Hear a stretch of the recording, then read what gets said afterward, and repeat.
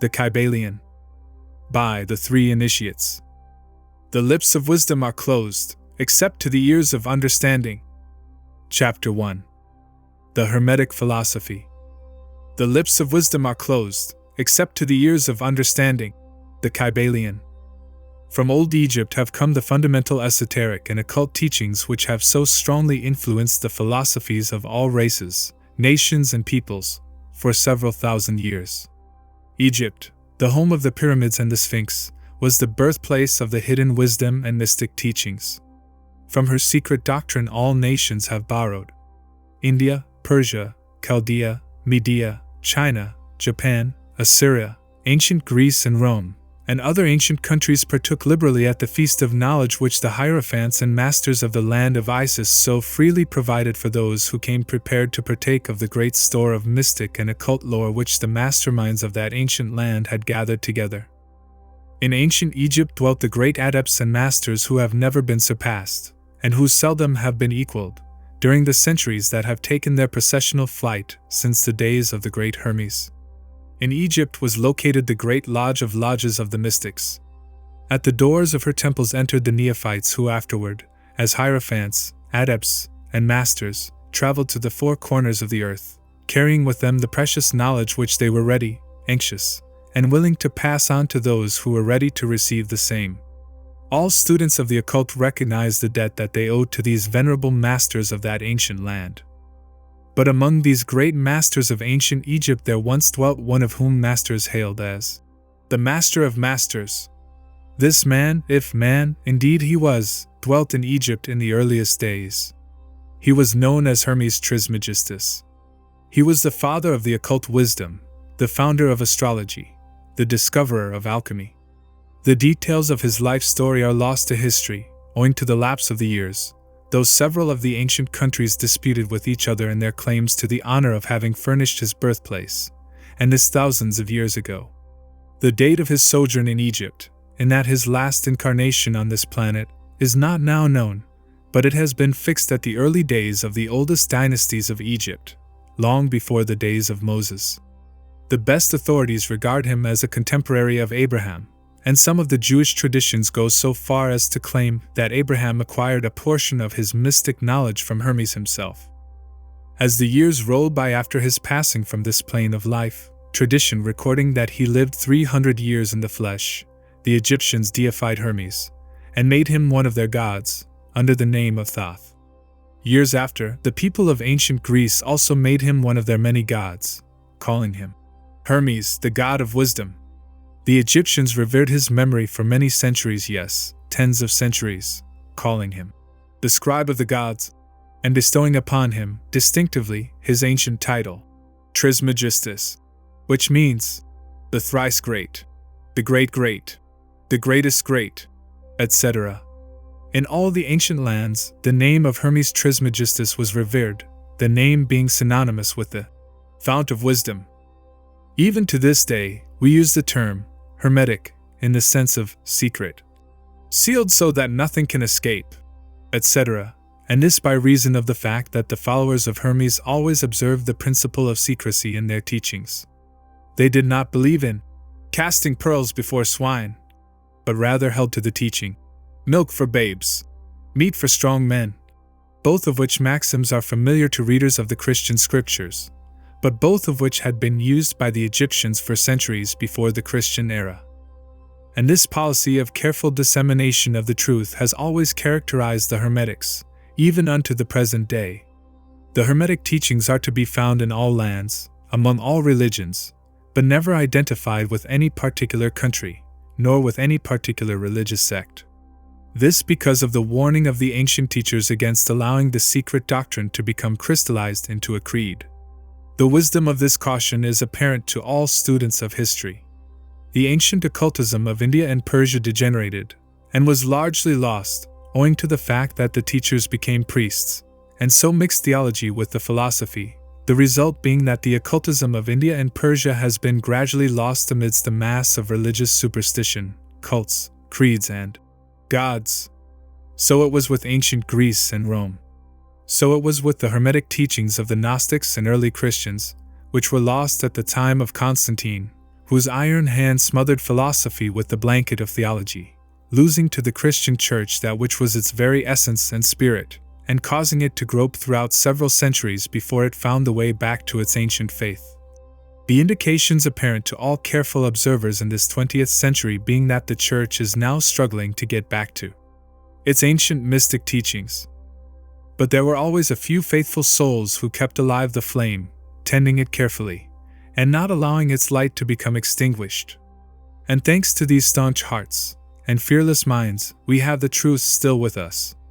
But it is not found in books, to any great extent. It has been passed along from master to student, from initiate to hierophant, from lip to ear. When it was written down at all, its meaning was veiled in terms of alchemy and astrology so that only those possessing the key could read it aright. This was made necessary in order to avoid the persecutions of the theologians of the Middle Ages, who fought the secret doctrine with fire and sword, stake, gibbet and cross. Even to this day there will be found but few reliable books on the Hermetic philosophy, although there are countless references to it in many books written on various phases of occultism. And yet, the Hermetic philosophy is the only master key which will open all the doors of the occult teachings. In the early days, there was a compilation of certain basic Hermetic doctrines, passed on from teacher to student, which was known as the Kybalion, the exact significance and meaning of the term having been lost for several centuries. This teaching, however, is known to many to whom it has descended, from mouth to ear, on and on throughout the centuries. Its precepts have never been written down, or printed, so far as we know.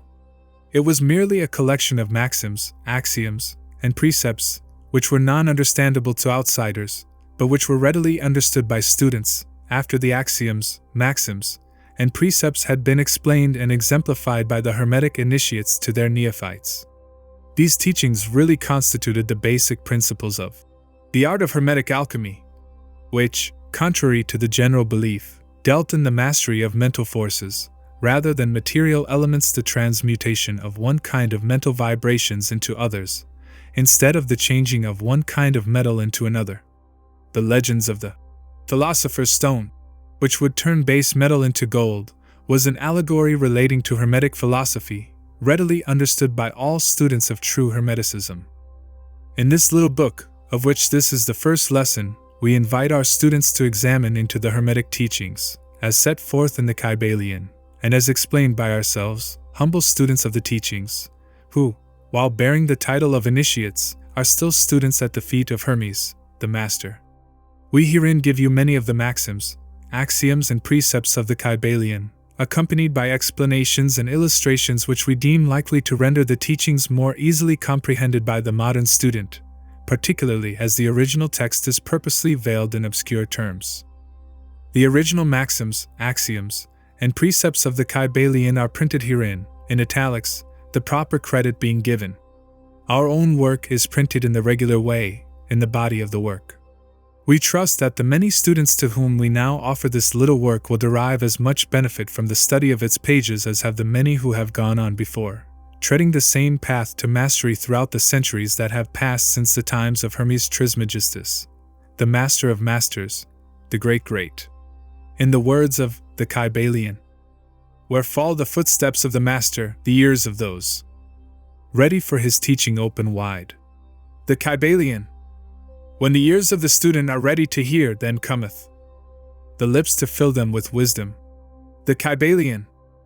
So that according to the teachings, the passage of this book to those ready for the instruction will attract the attention of such as are prepared to receive the teaching. And likewise, when the pupil is ready to receive the truth, then will this little book come to him, or her. Such is the law.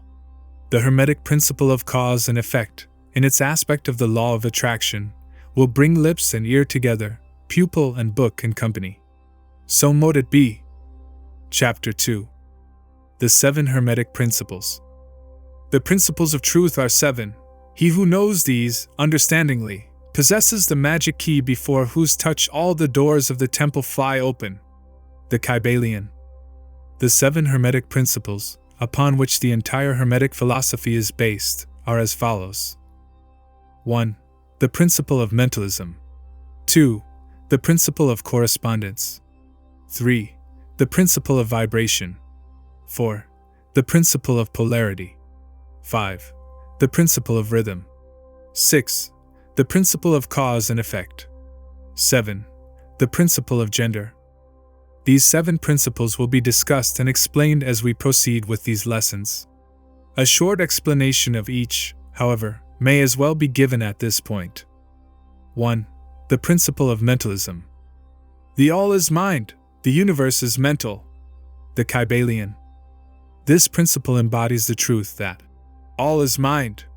It explains that the all, which is the substantial reality underlying all the outward manifestations and appearances which we know under the terms of the material universe, the phenomena of life, matter, energy, and in short, all that is apparent to our material senses, is spirit, which in itself is unknowable and undefinable, but which may be considered and thought of as an universal, infinite, living mind.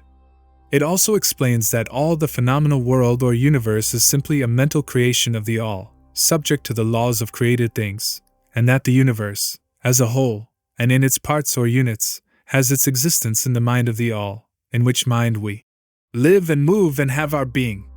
This principle, by establishing the mental nature of the universe, easily explains all of the varied mental and psychic phenomena that occupy such a large portion of the public attention, and which, without such explanation, are non-understandable and defy scientific treatment. An understanding of this great Hermetic principle of mentalism enables the individual to readily grasp the laws of the mental universe, and to apply the same to his well-being and advancement.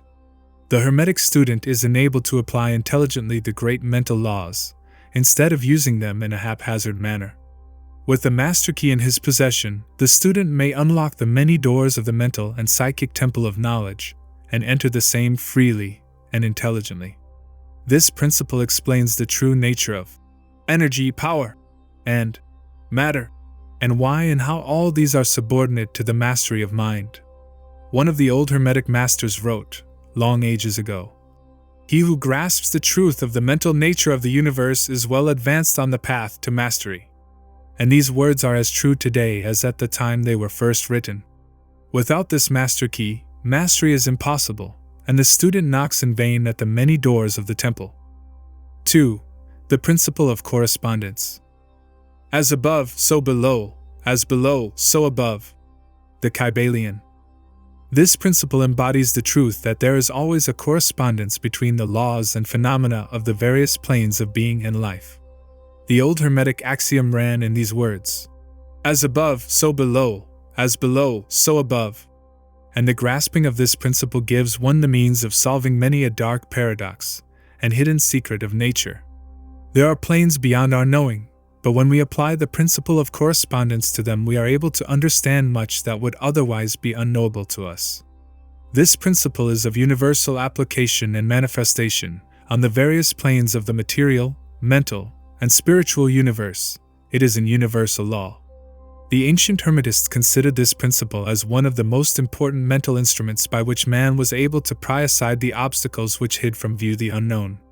Its use even tore aside the veil of Isis to the extent that a glimpse of the face of the goddess might be caught.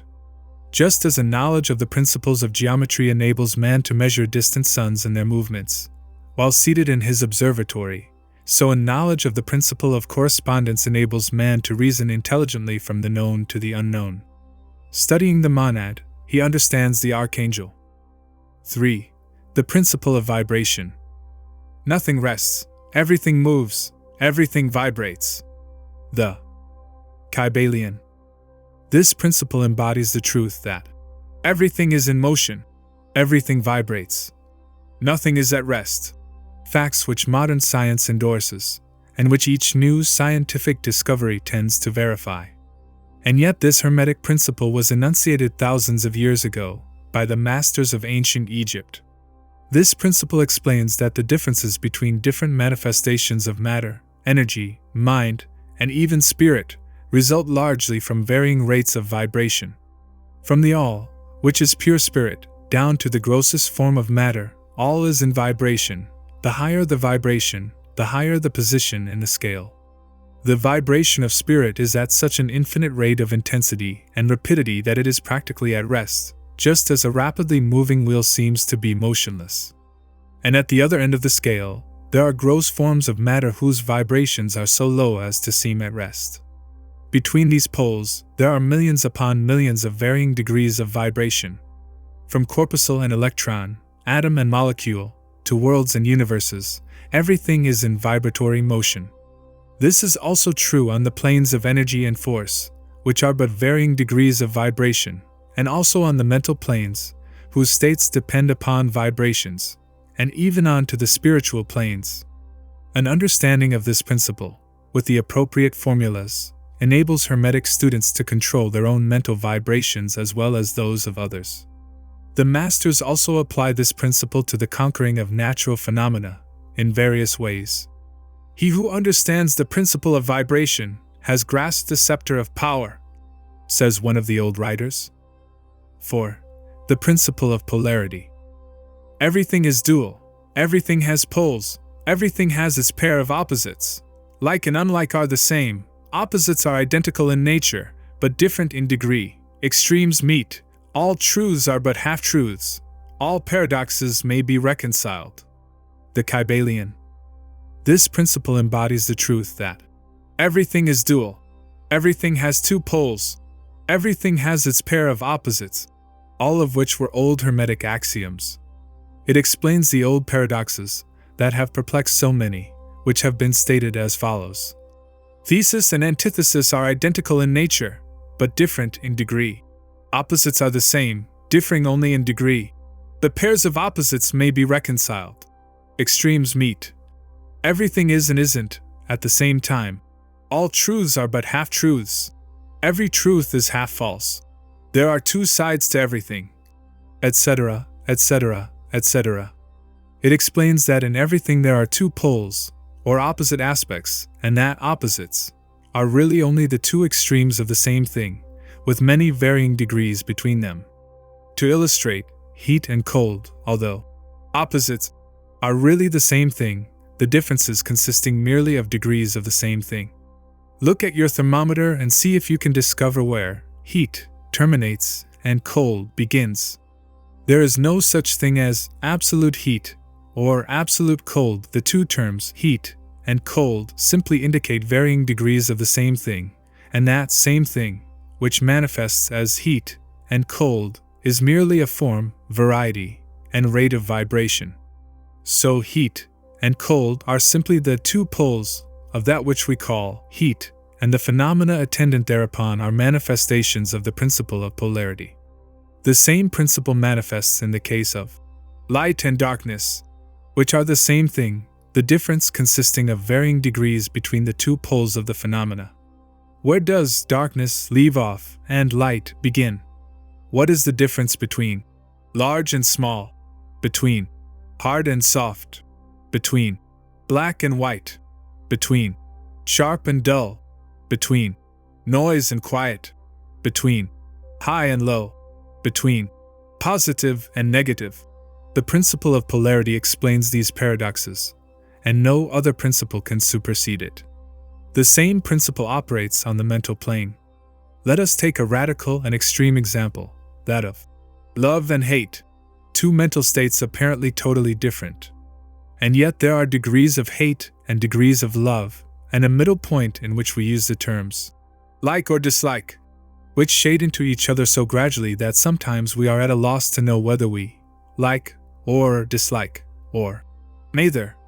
And all are simply degrees of the same thing, as you will see if you will but think a moment.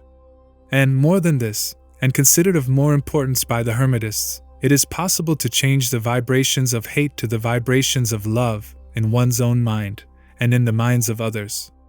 Many of you who read these lines have had personal experiences of the involuntary rapid transition from love to hate, and the reverse, in your own case and that of others. And you will therefore realize the possibility of this being accomplished by the use of the will, by means of the Hermetic formulas.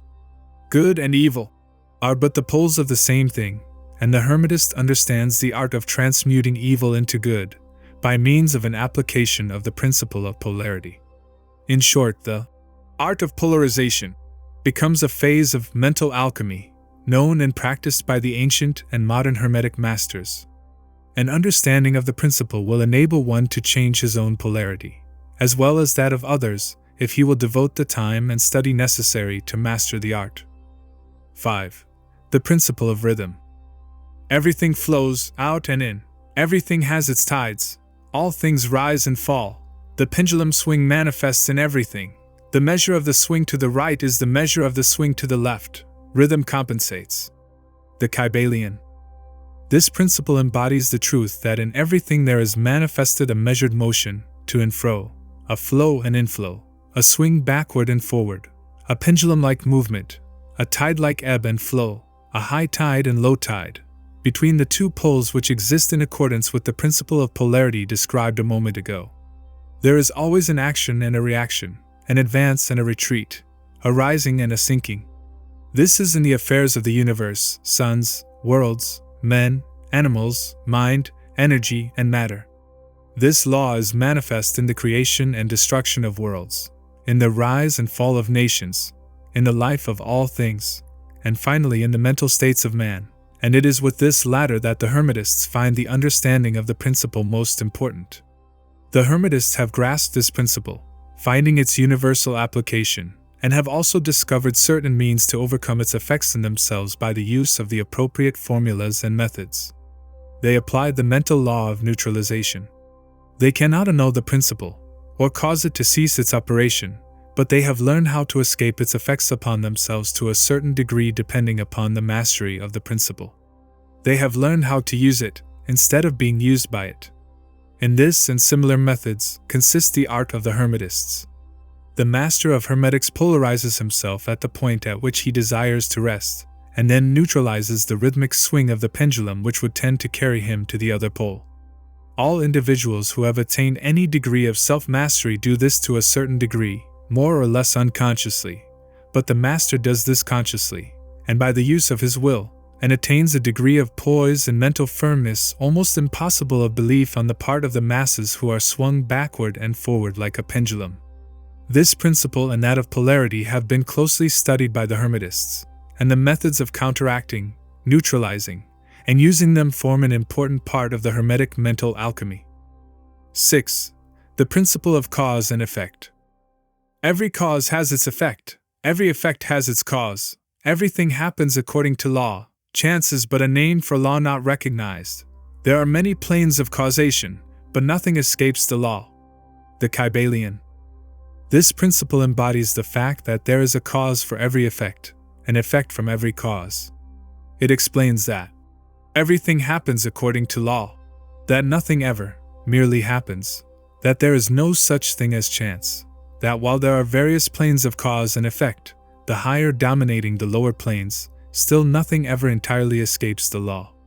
The Hermetists understand the art and methods of rising above the ordinary plane of cause and effect to a certain degree, and by mentally rising to a higher plane they become causers instead of effects. The masses of people are carried along, obedient to environment, the wills and desires of others stronger than themselves, heredity, suggestion, and other outward causes moving them about like pawns on the chessboard of life. But the masters, rising to the plane above, dominate their moods, characters, qualities, and powers, as well as the environment surrounding them, and become movers instead of pawns. They help to play the game of life, instead of being played and moved about by other wills and environment. They use the principle instead of being its tools. The masters obey the causation of the higher planes, but they help to rule on their own plane. In this statement there is condensed a wealth of Hermetic knowledge.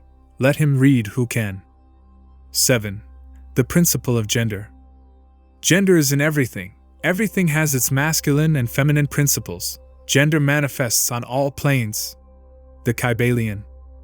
This principle embodies the truth that there is gender manifested in everything, the masculine and feminine principles ever at work. This is true not only of the physical plane, but of the mental and even the spiritual planes. On the physical plane, the principle manifests as sex. On the higher planes it takes higher forms, but the principle is ever the same. No creation, physical, mental or spiritual, is possible without this principle. An understanding of its laws will throw light on many a subject that has perplexed the minds of men. The principle of gender works ever in the direction of generation, regeneration, and creation.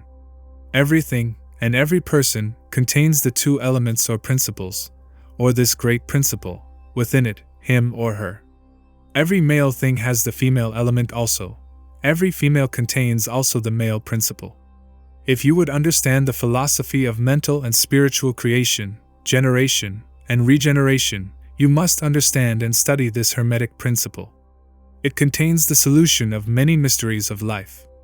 We caution you that this principle has no reference to the many base, pernicious and degrading lustful theories, teachings and practices, which are taught under fanciful titles, and which are a prostitution of the great natural principle of gender. Such base revivals of the ancient infamous forms of phallicism tend to ruin mind, body and soul, and the Hermetic philosophy has ever sounded the warning note against these degraded teachings which tend toward lust, licentiousness, and perversion of nature's principles. If you seek such teachings, you must go elsewhere for them. Hermeticism contains nothing for you along these lines. To the pure, all things are pure. To the base, all things are base. Chapter 3. Mental Transmutation. Mind, as well as metals and elements, may be transmuted from state to state, degree to degree, condition to condition, pole to pole, vibration to vibration. True Hermetic transmutation is a mental art. The Kybalion. As we have stated, the Hermetists were the original alchemists, astrologers, and psychologists, Hermes having been the founder of these schools of thought. From astrology has grown modern astronomy. From alchemy has grown modern chemistry. From the mystic psychology has grown the modern psychology of the schools. But it must not be supposed that the ancients were ignorant of that which the modern schools suppose to be their exclusive and special property. The records engraved on the stones of ancient Egypt show conclusively that the ancients had a full comprehensive knowledge of astronomy, the very building of the pyramids showing the connection between their design and the study of astronomical science. Nor were they ignorant of chemistry, for the fragments of the ancient writings show that they were acquainted with the chemical properties of things. In fact, the ancient theories regarding physics are being slowly verified by the latest discoveries of modern science, notably those relating to the constitution of matter. Nor must it be supposed that they were ignorant of the so-called modern discoveries in psychology. On the contrary, the Egyptians were especially skilled in the science of psychology, particularly in the branches that the modern schools ignore, but which, nevertheless, are being uncovered under the name of psychic science, which is perplexing the psychologists of today, and making them reluctantly admit that there may be something in it after all. The truth is that beneath the material chemistry, astronomy and psychology, that is, the psychology in its phase of brain action, the ancients possessed a knowledge of transcendental astronomy, called astrology, of transcendental chemistry, called alchemy, of transcendental psychology, called mystic psychology. They possessed the inner knowledge as well as the outer knowledge, the latter alone being possessed by modern scientists. Among the many secret branches of knowledge possessed by the Hermetists was that known as mental transmutation, which forms the subject matter of this lesson. Transmutation is a term usually employed to designate the ancient art of the transmutation of metals, particularly of the base metals into gold. The word transmute means to change from one nature, form, or substance into another, to transform. Webster. And accordingly, mental transmutation means the art of changing and transforming mental states, forms, and conditions into others. So you may see that mental transmutation is the art of mental chemistry, if you like the term, a form of practical mystic psychology. But this means far more than appears on the surface.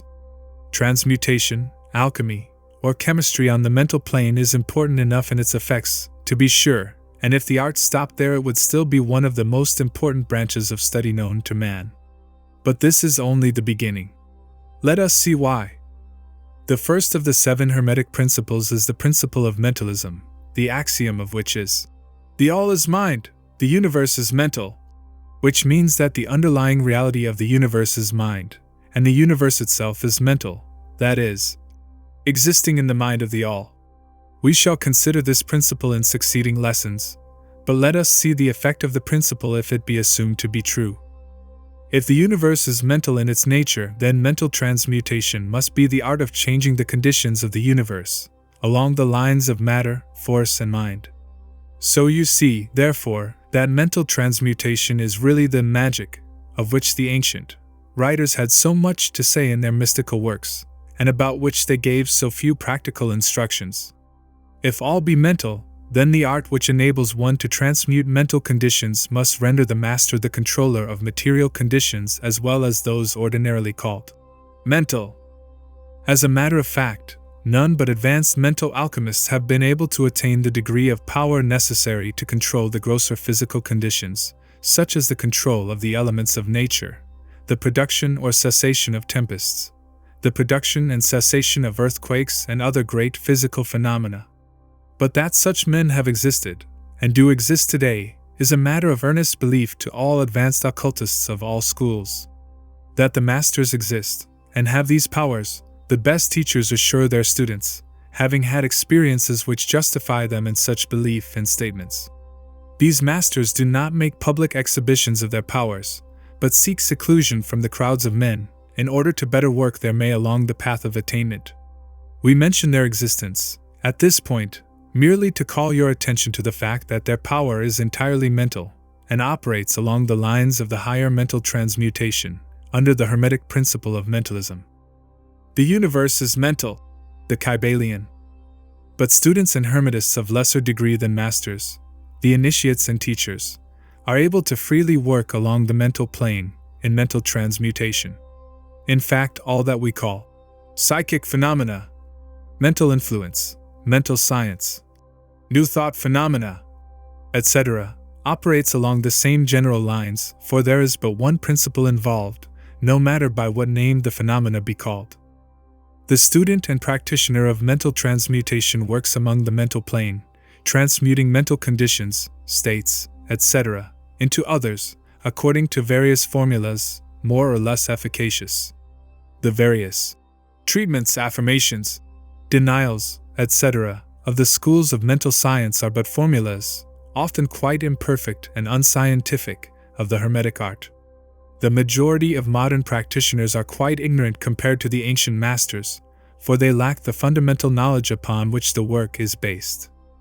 Not only may the mental states, etc., of oneself be changed or transmuted by Hermetic methods, but also the states of others may be, and are, constantly transmuted in the same way, usually unconsciously, but often consciously by some understanding the laws and principles, in cases where the people affected are not informed of the principles of self-protection.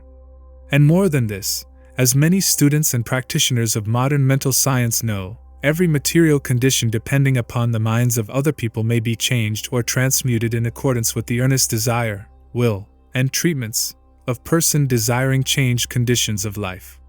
The public are so generally informed regarding these things at present, that we do not deem it necessary to mention the same at length, our purpose at this point being merely to show the Hermetic principle and art underlying all of these various forms of practice, good and evil, for the force can be used in opposite directions according to the Hermetic principles of polarity. In this little book we shall state the basic principles of mental transmutation, that all who read may grasp the underlying principles, and thus possess the master key that will unlock the many doors of the principle of polarity. We shall now proceed to a consideration of the first of the Hermetic 7 principles, the principle of mentalism, in which is explained the truth that the all is mind, the universe is mental. In the words of the Kybalion, we ask the close attention and careful study of this great principle on the part of our students, for it is really the basic principle of the whole Hermetic philosophy and of the Hermetic art of mental transmutation. Chapter 4. The all, under and back of the universe of time, space, and change is ever to be found the substantial reality, the fundamental truth, the Kybalion. Substance means that which underlies all outward manifestations, the essence, the essential reality, the thing in itself, etc. Substantial means actually existing, being the essential element, being real, etc. Reality means the state of being real, true, enduring, valid, fixed, permanent, actual, etc. Under and behind all outward appearances or manifestations, there must always be a substantial reality. This is the law. Man, considering the universe, of which he is a unit, sees nothing but change in matter, forces, and mental states. He sees that nothing really is, but that everything is becoming and changing. Nothing stands still, everything is being born, growing, dying. The very instant a thing reaches its height, it begins to decline. The law of rhythm is in constant operation. There is no reality, enduring quality, fixity, or substantiality in anything. Nothing is permanent but change. He sees all things evolving from other things, and resolving into other things, constant action and reaction, inflow and outflow, building up and tearing down, creation and destruction, birth, growth and death. Nothing endures but change.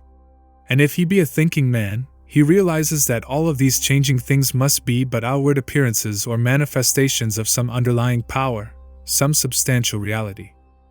All thinkers, in all lands and in all times, have assumed the necessity for postulating the existence of this substantial reality. All philosophies worthy of the name have been based upon this thought. Men have given to this substantial reality many names. Some have called it by the term of deity, under many titles. Others have called it the infinite and eternal energy.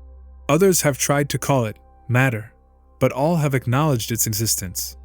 It is self-evident, it needs no argument. In these lessons we have followed the example of some of the world's greatest thinkers, both ancient and modern, the Hermetic masters, and have called this underlying power, this substantial reality, by the Hermetic name of the All, which term we consider the most comprehensive of the many terms applied by man to that which transcends names and terms. We accept and teach the view of the great Hermetic thinkers of all times, as well as of those illumined souls who have reached higher planes of being, both of whom assert that the inner nature of the All is unknowable. This must be so, for not by the All itself can comprehend its own nature and being. The Hermetists believe and teach that the All, in itself, is and must ever be unknowable. They regard all the theories, guesses and speculations of the theologians and metaphysicians regarding the inner nature of the All as but the childish efforts of mortal minds to grasp the secret of the infinite. Such efforts have always failed and will always fail, from the very nature of the task. One pursuing such inquiries travels around and around in the labyrinth of thought, until he is lost to all sane reasoning, action, or conduct, and is utterly unfitted for the work of life. He is like the squirrel which frantically runs around and around the circling treadmill wheel of his cage, traveling ever and yet reaching nowhere, at the end a prisoner still, and standing just where he started. And still more presumptuous are those who attempt to ascribe to the All the personality, qualities, properties, characteristics and attributes of themselves, ascribing to the All the human emotions, feelings, and characteristics, even down to the pettiest qualities of mankind, such as jealousy, susceptibility to flattery and praise, desire for offerings and worship, and all the other survivals from the days of the childhood of the race. Such ideas are not worthy of grown men and women, and are rapidly being discarded. At this point, it may be proper for me to state that we make a distinction between religion and theology, between philosophy and metaphysics. Religion, to us, means that intuitional realization of the existence of the All, and one's relationship to it, while theology means the attempts of men to ascribe personality, qualities, and characteristics to it, their theories regarding its affairs, will, desires, plans, and designs, and their assumption of the office of middlemen between the All and the people. Philosophy, to us, means the inquiry after knowledge of things knowable and thinkable, while metaphysics means the attempt to carry the inquiry over and beyond the boundaries and into regions unknowable and unthinkable, and with the same tendency as that of theology.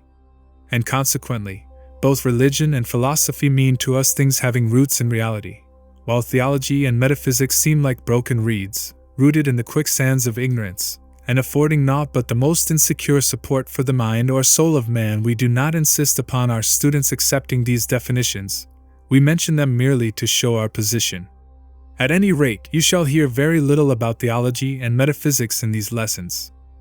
But while the essential nature of the All is unknowable, There are certain truths connected with its existence which the human mind finds itself compelled to accept. And an examination of these reports form a proper subject of inquiry, particularly as they agree with the reports of the illumined on higher planes. And to this inquiry we now invite you. That which is the fundamental truth, the substantial reality, is beyond true naming, but the wise men call it the All, the Kybalion. In its essence, the All is unknowable, the Kybalion. But the report of reason must be hospitably received and treated with respect, the Kybalion.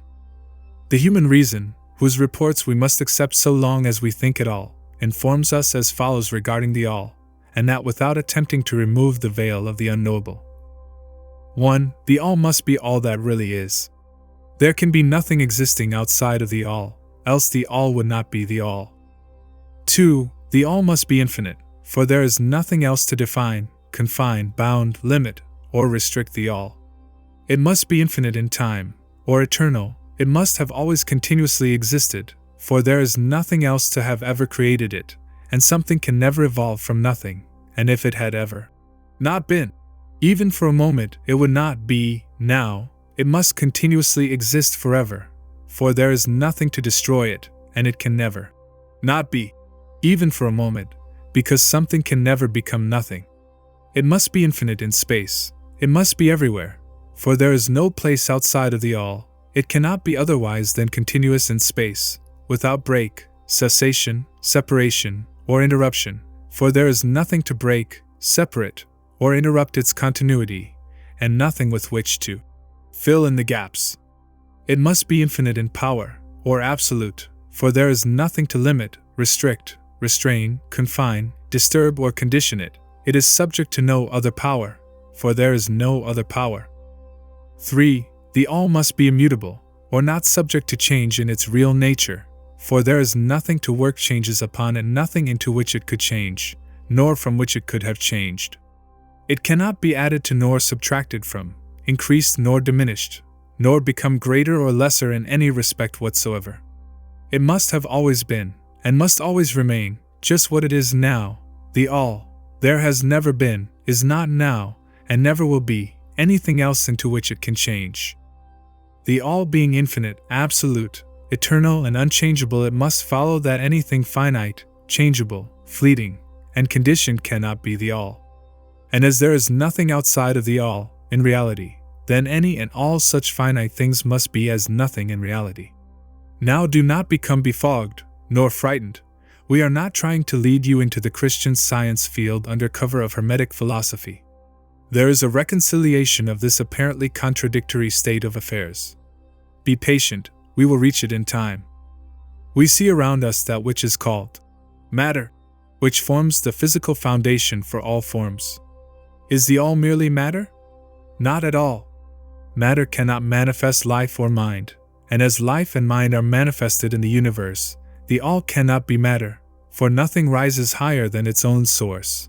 Nothing is ever manifested in an effect that is not in the cause. Nothing is evolved as a consequent that is not involved as an antecedent.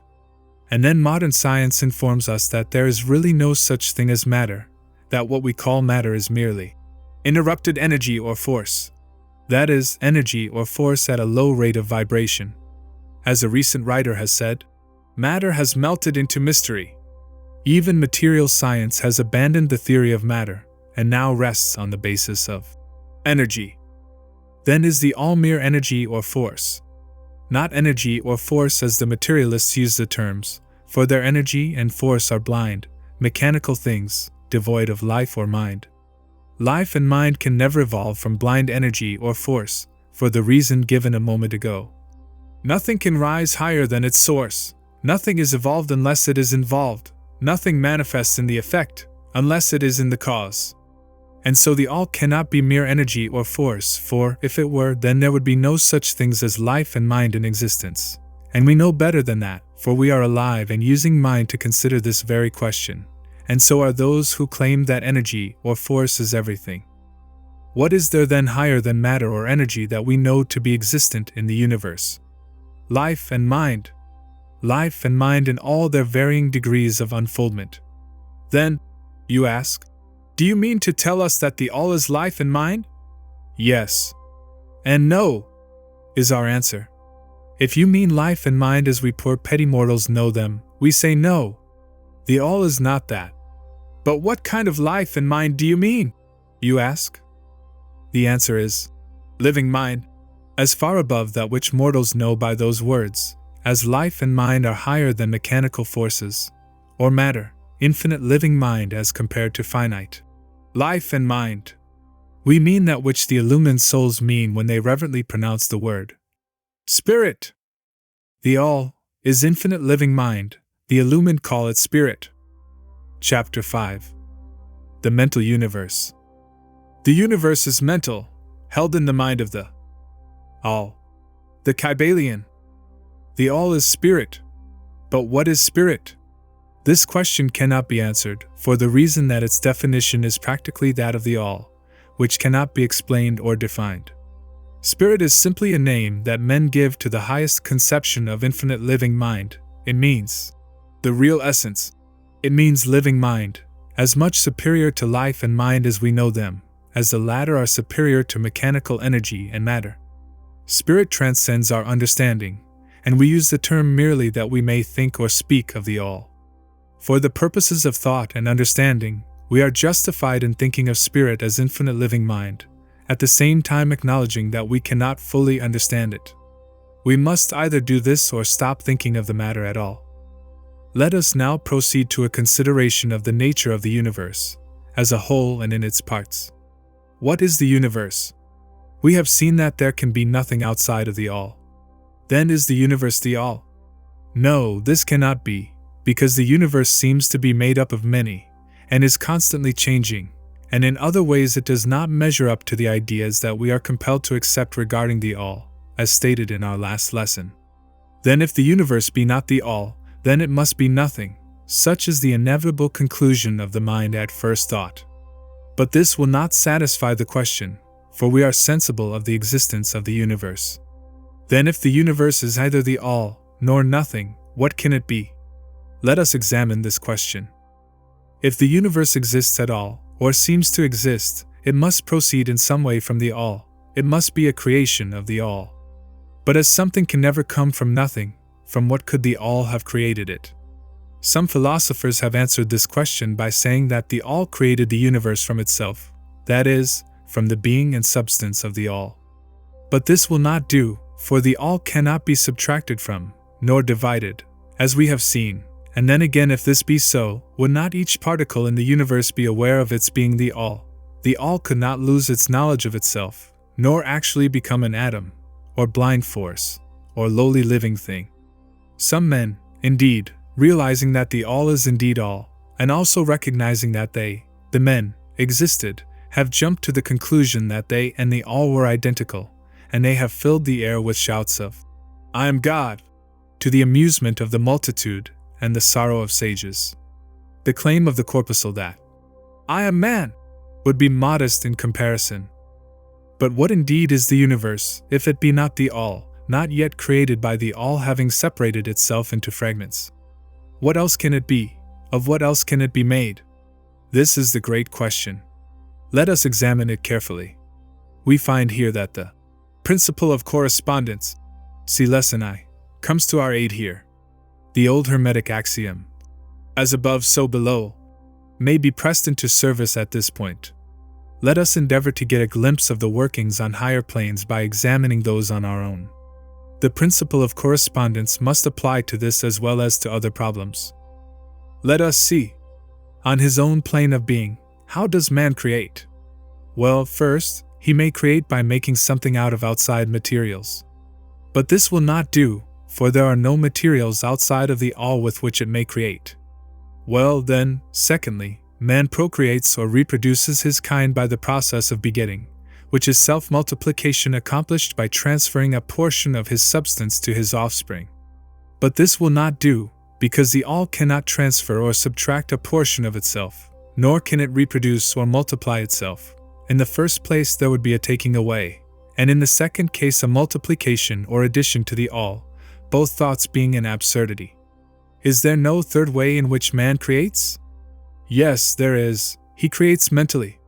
And in so doing he uses no outside materials, nor does he reproduce himself, and yet his spirit pervades the mental creation. Following the principle of correspondence, we are justified in considering that the All creates the universe mentally, in a manner akin to the process whereby man creates mental images. And here is where the report of reason tallies precisely with the report of the illumined, as shown by their teachings and writings. Such are the teachings of the wise men. Such was the teaching of Hermes. The All can create in no other way except mentally, without either using material, and there is none to use, or else reproducing itself, which is also impossible. There is no escape from this conclusion of the reason, which, as we have said, agrees with the highest teachings of the illumined. Just as you, student, may create a universe of your own in your mentality, so does the All create universes in its own mentality. But your universe is the mental creation of a finite mind, whereas that of the All is the creation of an infinite. The two are similar in kind, but infinitely different in degree. We shall examine more closely into the process of creation and manifestation as we proceed. But this is the point to fix in your minds at this stage: the universe, and all it contains, is a mental creation of the All. Verily indeed, all is mind. The All creates in its infinite mind countless universes, which exist for eons of time, and yet, to the All, the creation, development, decline and death of a million universes is as the time of the twinkling of an eye. The Kybalion. The infinite mind of the All is the womb of universes. The Kybalion. The principle of gender, see Lesson I, and other lessons to follow, is manifested on all planes of life, material, mental, and spiritual. But, as we have said before, gender does not mean sex. Sex is merely a material manifestation of gender. Gender means relating to generation or creation. And whenever anything is generated or created, on any plane, the principle of gender must be manifested. And this is true even in the creation of universes. Now do not jump to the conclusion that we are teaching that there is a male and female God, or creator. That idea is merely a distortion of the ancient teachings on the subject. The true teaching is that the All, in itself, is above gender, as it is above every other law, including those of time and space. It is the law, from which the laws proceed, and it is not subject to them. But when the All manifests on the plane of generation or creation, then it acts according to law and principle, for it is moving on a lower plane of being. And consequently it manifests the principle of gender, in its masculine and feminine aspects, on the mental plane, of course. This idea may seem startling to some of you who hear it for the first time, but you have all really passively accepted it in your everyday conceptions. You speak of the fatherhood of God, and the motherhood of nature, of God, the divine Father, and nature the universal mother, and have thus instinctively acknowledged the principle of gender in the universe.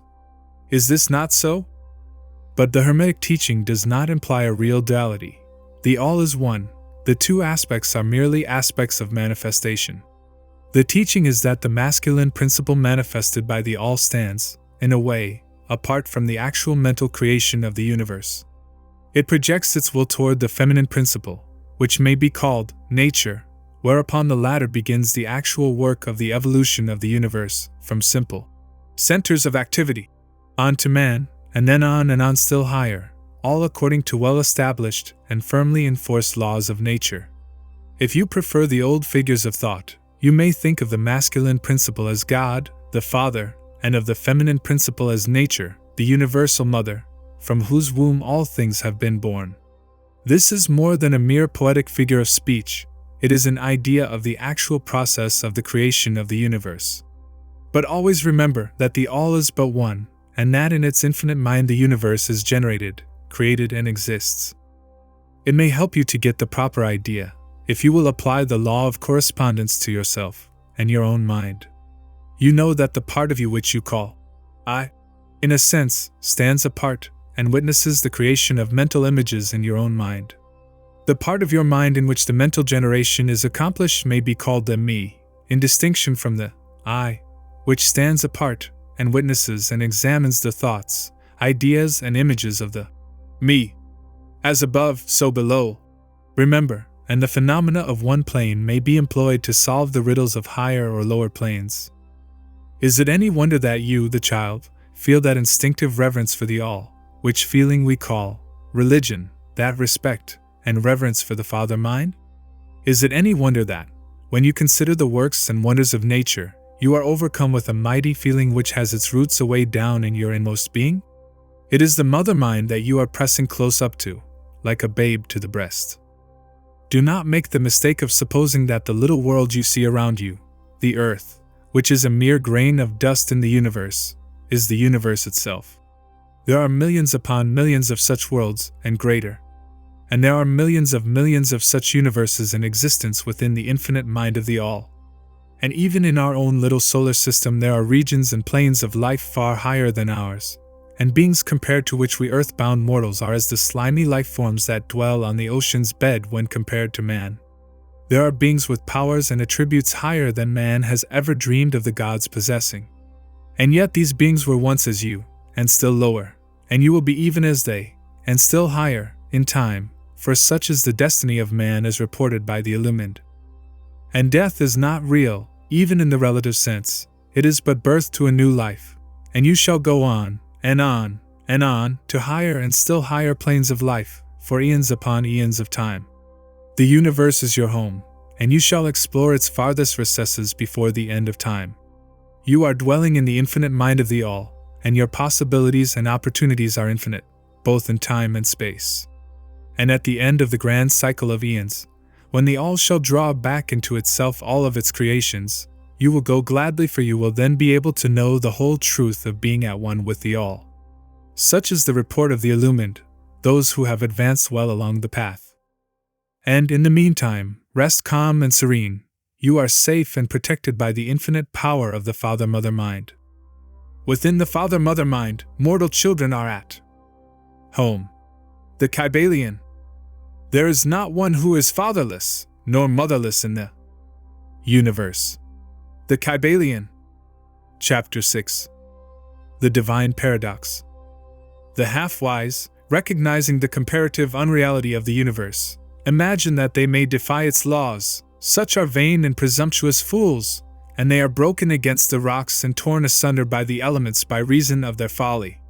The truly wise, knowing the nature of the universe, use law against laws, the higher against the lower, and by the art of alchemy transmute that which is undesirable into that which is worthy, and thus triumph. Mastery consists not in abnormal dreams, visions and fantastic imaginings or living, but in using the higher forces against the lower, escaping the pains of the lower planes by vibrating on the higher. Transmutation, not presumptuous denial, is the weapon of the master. The Kybalion.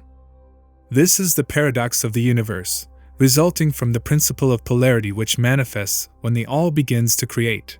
Hearken to it, for it points the difference between half-wisdom and wisdom. While to the infinite All, the universe, its laws, its powers, its life, its phenomena, are as things witnessed in the state of meditation or dream, yet to all that is finite, the universe must be treated as real, and life, and action, and thought must be based thereupon, accordingly, although with an ever understanding of the higher truth, each according to its own plane and laws. Were the All to imagine that the universe were indeed reality, then woe to the universe, for there would be then no escape from lower to higher, divine ward. Then would the universe become a fixity and progress would become impossible. And if man, owing to half-wisdom, acts and lives and thinks of the universe as merely a dream, akin to his own finite dreams, then indeed does it so become for him, and like a sleepwalker he stumbles ever around and around in a circle, making no progress, and being forced into an awakening at last by his falling bruised and bleeding over the natural laws which he ignored. Keep your mind ever on the star, but let your eyes watch over your footsteps, lest you fall into the mire by reason of your upward gaze. Remember the divine paradox, that while the universe is not, still it is. Remember ever the two poles of truth, the absolute and the relative. Beware of half-truths. What Hermetists know as the law of paradox is an aspect of the principle of polarity. The Hermetic writings are filled with references to the appearance of the paradox in the consideration of the problems of life and being. The teachers are constantly warning their students against the error of omitting the other side of any question. And their warnings are particularly directed to the problems of the absolute and the relative, which perplex all students of philosophy, and which cause so many to think and act contrary to what is generally known as common sense. And we caution all students to be sure to grasp the divine paradox of the absolute and relative, lest they become entangled in the mire of the half-truth. With this in view, this particular lesson has been written. Read it carefully. The first thought that comes to the thinking man after he realizes the truth that the universe is a mental creation of the all is that the universe and all that it contains is a mere illusion, an unreality, against which idea his instincts revolt. But this, like all other great truths, must be considered both from the absolute and the relative points of view. From the absolute viewpoint, of course, the universe is in the nature of an illusion, a dream, a phantasmagoria, as compared to the all in itself. We recognize this even in our ordinary view, for we speak of the world as a fleeting show that comes and goes, is born and dies, for the element of impermanence and change, finiteness and unsubstantiality, must ever be connected with the idea of a created universe when it is contrasted with the idea of the all, no matter what may be our beliefs concerning the nature of both. Philosopher, metaphysician, scientist, and theologian all agree upon this idea, and the thought is found in all forms of philosophical thought and religious conceptions, as well as in the theories of the respective schools of metaphysics and theology. So, the Hermetic teachings do not preach the unsubstantiality of the universe in any stronger terms than those more familiar to you, although their presentation of the subject may seem somewhat more startling. Anything that has a beginning and an ending must be, in a sense, unreal and untrue, and the universe comes under the rule, in all schools of thought. From the absolute point of view, there is nothing real except the all, no matter what terms we may use in thinking of, or discussing the subject. Whether the universe be created of matter, or whether it be a mental creation in the mind of the all, it is unsubstantial, non-enduring, a thing of time, space, and change. We want you to realize this fact thoroughly, before you pass judgment on the Hermetic conception of the mental nature of the universe. Think over any and all of the other conceptions, and see whether this be not true of them. But the absolute point of view shows merely one side of the picture. The other side is the relative one. Absolute truth has been defined as things as the mind of God knows them, while relative truth is things as the highest reason of man understands them. And so while to the all the universe must be unreal and illusionary, a mere dream or result of meditation, nevertheless, to the finite minds forming a part of that universe, and viewing it through mortal faculties, the universe is very real indeed, and must be so considered. In recognizing the absolute view, we must not make the mistake of ignoring or denying the facts and phenomena of the universe as they present themselves to our mortal faculties. We are not the all, remember. To take familiar illustrations, we all recognize the fact that matter exists, to our senses. We will fare badly if we do not. And yet, even our finite minds understand the scientific dictum that there is no such thing as matter from a scientific point of view. That which we call matter is held to be merely an aggregation of atoms, which atoms themselves are merely a grouping of units of force, called electrons or ions, vibrating and in constant circular motion.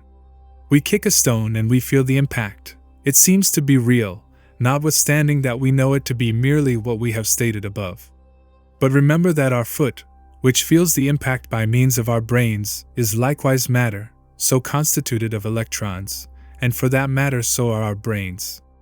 And at the best, if it were not by reason of our mind, we would not know the foot or stone at all. Then again, the ideal of the artist or sculptor, which he is endeavoring to reproduce in stone or on canvas, seems very real to him.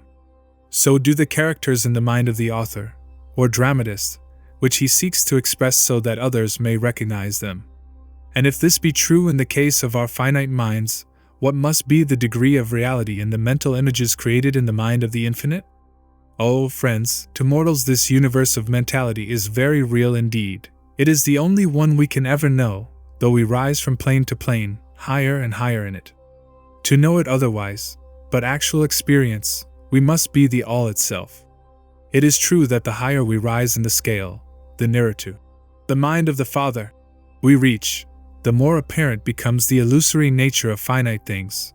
But not until the all finally withdraws us into itself does the vision actually vanish. So, we need not dwell upon the feature of illusion. Rather, let us, recognizing the real nature of the universe, seek to understand its mental laws, and endeavor to use them to the best effect in our upward progress through life, as we travel from plane to plane of being. The laws of the universe are nonetheless iron laws, because of the mental nature. All, except the all, are bound by them. What is iron? The infinite mind of the all is real in a degree second only to that reality itself which is vested in the nature of the all. So, do not feel insecure or afraid. We are all held firmly in the infinite mind of the all, and there is naught to hurt us or for us to fear. There is no power outside of the all to affect us. So we may rest calm and secure. There is a world of comfort and security in this realization when once attained. Then, calm and peaceful do we sleep, rocked in the cradle of the deep, resting safely on the bosom of the ocean of infinite mind, which is the all. In the all indeed do we live and move and have our being. Matter is none the less matter to us, while we dwell on the plane of matter, although we know it to be merely an aggregation of electrons, or particles of force, vibrating rapidly and gyrating around each other in the formations of atoms. The atoms in turn vibrating and gyrating, forming molecules, which latter in turn form larger masses of matter. Nor does matter become less matter, when we follow the inquiry still further, and learn from the Hermetic teachings that the force, of which the electrons are but units, is merely a manifestation of the mind of the all, and like all else in the universe is purely mental in its nature. While on the plane of matter, we must recognize its phenomena. We may control matter, as all masters of higher or lesser degree do, but we do so by applying the higher forces. We commit a folly when we attempt to deny the existence of matter in the relative aspect. We may deny its mastery over us, and rightly so, but we should not attempt to ignore it in its relative aspect, at least so long as we dwell upon its plane. Nor do the laws of nature become less constant or effective when we know them, likewise, to be merely mental creations. They are in full effect on the various planes. We overcome the lower laws by applying still higher ones, and in this way only. But we cannot escape law or rise above it entirely. Nothing but the all can escape law, and that because the all is law itself, from which all laws emerge. The most advanced masters may acquire the powers usually attributed to the gods of men, and there are countless ranks of being, in the great hierarchy of life, whose being and power transcends even that of the highest masters among men to a degree unthinkable by mortals. But even the highest master, and the highest being, must bow to the law, and be as nothing in the eye of the all. So that if even these highest beings, whose powers exceed even those attributed by men to their gods, if even these are bound by and are subservient to law, then imagine the presumption of mortal man, of our race and grade, when he dares to consider the laws of nature as unreal, visionary, and illusory, because he happens to be able to grasp the truth that the laws are mental in nature, and simply mental creations of the all. Those laws which the all intends to be governing laws are not to be defied or argued away. So long as the universe endures, will they endure, for the universe exists by virtue of these laws which form its framework and which hold it together. The Hermetic principle of mentalism, while explaining the true nature of the universe upon the principle that all is mental, does not change the scientific conceptions of the universe, life, or evolution. In fact, science merely corroborates the Hermetic teachings. The latter merely teaches that the nature of the universe is mental, while modern science has taught that it is material, or, of late, that it is energy, at the last analysis. The Hermetic teachings have no fault to find with Herbert Spencer's basic principle, which postulates the existence of an infinite and eternal energy, from which all things proceed. In fact, the Hermetics recognize in Spencer's philosophy the highest outside statement of the workings of the natural laws that have ever been promulgated, and they believe Spencer to have been a reincarnation of an ancient philosopher who dwelt in ancient Egypt thousands of years ago, and who later incarnated as Heraclitus, the Grecian philosopher who lived b.c.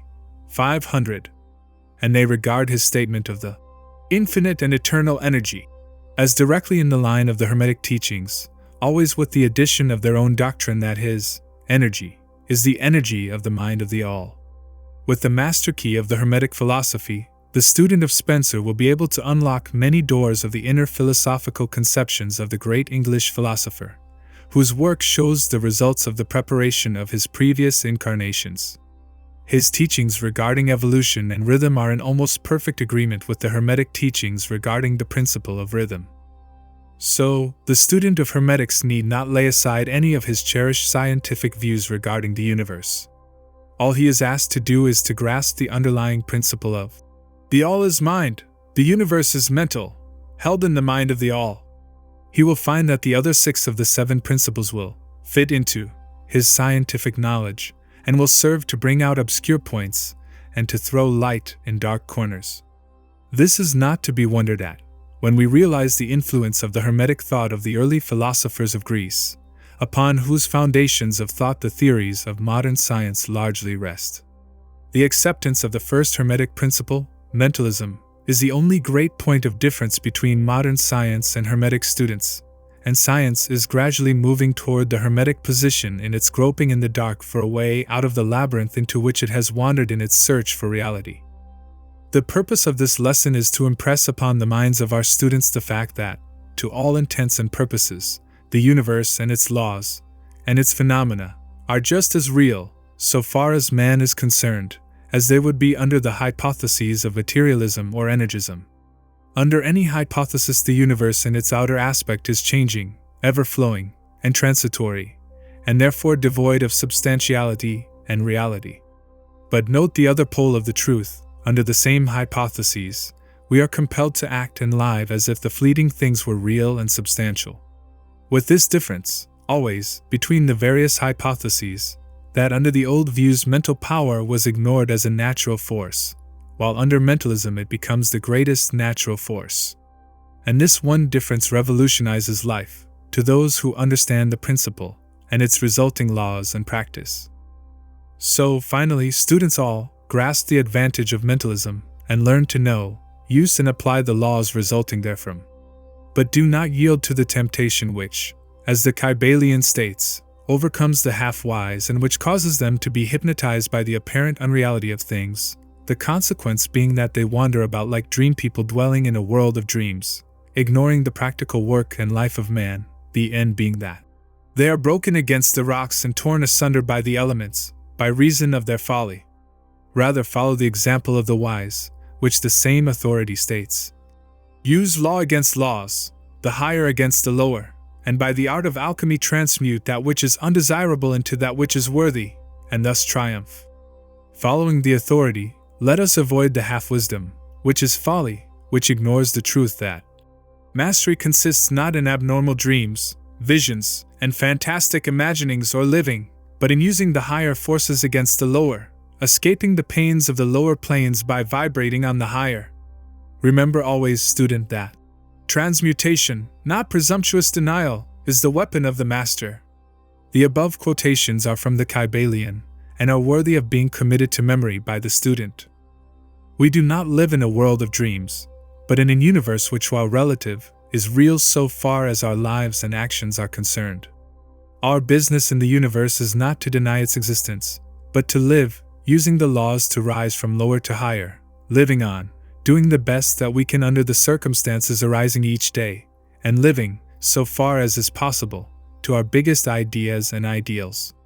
The true meaning of life is not known to men on this plane. If, indeed, to any, but the highest authorities, and our own intuitions, teach us that we will make no mistake in living up to the best that is in us, so far as is possible, and realizing the universal tendency in the same direction in spite of apparent evidence to the contrary. We are all on the path, and the road leads upward ever, with frequent resting places. Read the message of the Kybalion, and follow the example of the wise, avoiding the mistake of the half-wise, who perish by reason of their folly. Chapter 7. The All in All. While all is in the all, it is equally true that the all is in all. To him who truly understands this truth hath come great knowledge. The Kybalion. How often have the majority of people heard repeated the statement that their deity, called by many names, was all in all, and how little have they suspected the inner occult truth concealed by these carelessly uttered words. The commonly used expression is a survival of the ancient Hermetic maxim quoted above. As the Kybalion says, "To him who truly understands this truth, hath come great knowledge." And this being so, let us seek this truth, the understanding of which means so much. In this statement of truth, this Hermetic maxim, is concealed one of the greatest philosophical, scientific, and religious truths. We have given you the Hermetic teaching regarding the mental nature of the universe, the truth that the universe is mental, held in the mind of the all. As the Kybalion says in the passage quoted above, all is in the all. But note also the correlated statement that it is equally true that the all is in all. This apparently contradictory statement is reconcilable under the law of paradox. It is, moreover, an exact Hermetic statement of the relations existing between the all and its mental universe. We have seen how all is in the all. Now let us examine the other aspect of the subject. The Hermetic teachings are to the effect that the all is immanent in, remaining within, inherent, abiding within its universe, and in every part, particle, unit, or combination within the universe. This statement is usually illustrated by the teachers by a reference to the principle of correspondence. The teacher instructs the student to form a mental image of something, a person, an idea, something having a mental form, the favorite example being that of the author or dramatist forming an idea of his characters, or a painter or sculptor forming an image of an ideal that he wishes to express by his art. In each case, the student will find that while the image has its existence and being solely within his own mind, yet he, the student, author, dramatist, painter, or sculptor, is, in a sense, immanent in, remaining within, or abiding within, the mental image also. In other words, the entire virtue, life, spirit, of reality in the mental image is derived from the immanent mind of the thinker. Consider this for a moment, until the idea is grasped. To take a modern example, let us say that Othello, Iago, Hamlet, Lear, Richard III existed merely in the mind of Shakespeare at the time of their conception or creation. And yet, Shakespeare also existed within each of these characters, giving them their vitality, spirit, and action. Whose is the spirit of the characters that we know as Micawber, Oliver Twist, Uriah Heep? Is it Dickens, or have each of these characters a personal spirit, independent of their creator? Have the Venus of Medici, the Sistine Madonna, the Apollo Belvedere, spirits and reality of their own, or do they represent the spiritual and mental power of their creators? The law of paradox explains that both propositions are true, viewed from the proper viewpoints. Micawber is both Micawber, and yet Dickens. And again, while Micawber may be said to be Dickens, yet Dickens is not identical with Micawber.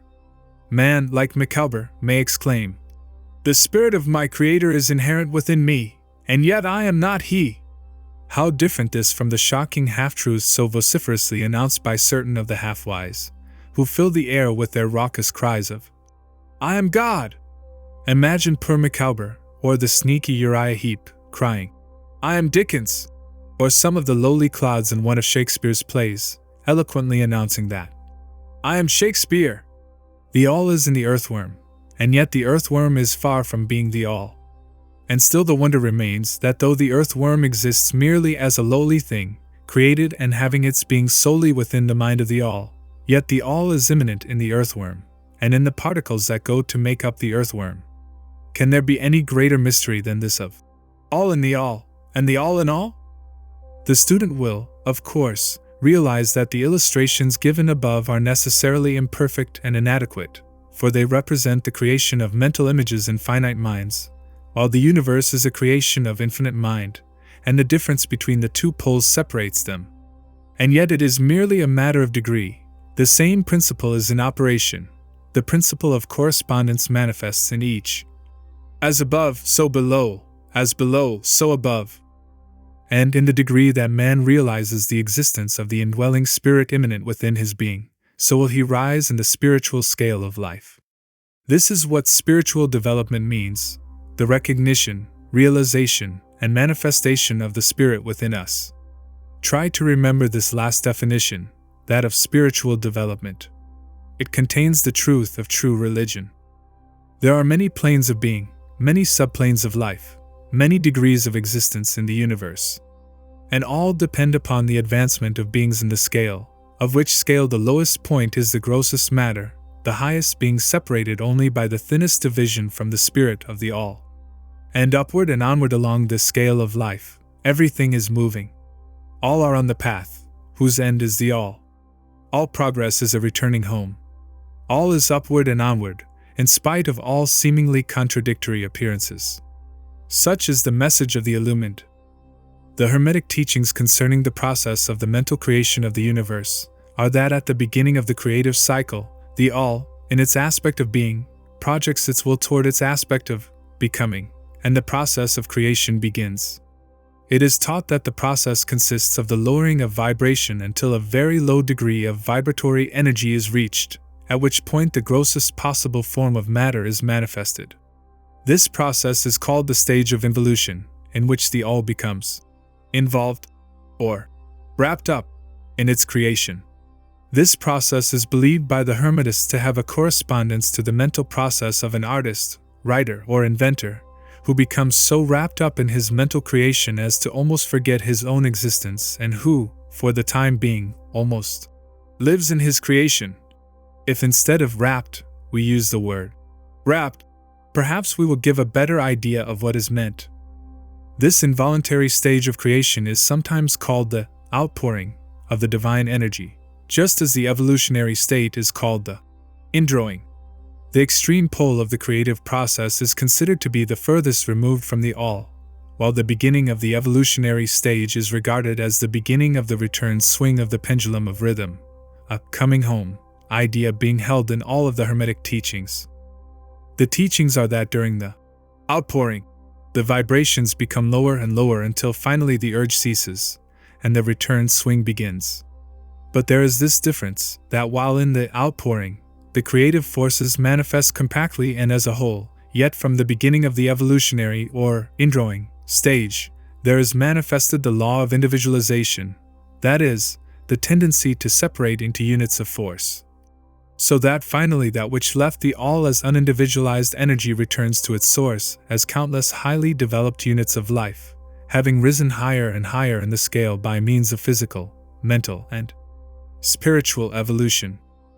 The ancient Hermetists used the word meditation in describing the process of the mental creation of the universe in the mind of the all, the word contemplation also being frequently employed.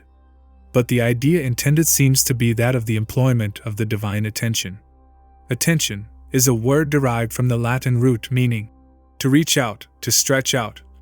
And so the act of attention is really a mental reaching out, extension of mental energy, so that the underlying idea is readily understood when we examine into the real meaning of attention. The Hermetic teachings regarding the process of evolution are that the all, having meditated upon the beginning of the creation, having thus established the material foundations of the universe, having thought it into existence, then gradually awakens or rouses from its meditation and in so doing starts into manifestation the process of evolution on the material, mental, and spiritual planes, successively and in order. Thus the upward movement begins, and all begins to move spiritward. Matter becomes less gross. The units spring into being. The combinations begin to form. Life appears and manifests in higher and higher forms, and mind becomes more and more in evidence, the vibrations constantly becoming higher.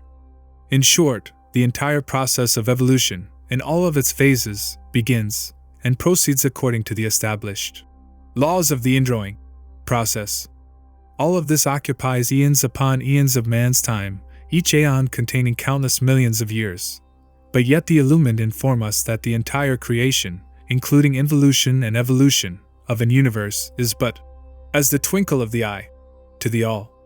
At the end of countless cycles of eons of time, the all withdraws its attention, its contemplation and meditation of the universe, for the great work is finished, and all is withdrawn into the all from which it emerged.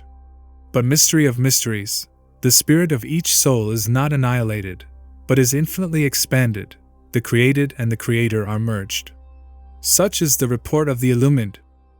The above illustration of the meditation and subsequent awakening from meditation of the all is of course but an attempt of the teachers to describe the infinite process by a finite example. And yet, as below, so above. The difference is merely in degree. And just as the all arouses itself from the meditation upon the universe, so does man, in time, cease from manifesting upon the material plane, and withdraws himself more and more into the indwelling spirit, which is indeed the divine ego. There is one more matter of which we desire to speak in this lesson, and that comes very near to an invasion of the metaphysical field of speculation, although our purpose is merely to show the futility of such speculation. We allude to the question which inevitably comes to the mind of all thinkers who have ventured to seek the truth. The question is, why does the all create universes? The question may be asked in different forms, but the above is the gist of the inquiry. Men have striven hard to answer this question, but still there is no answer worthy of the name.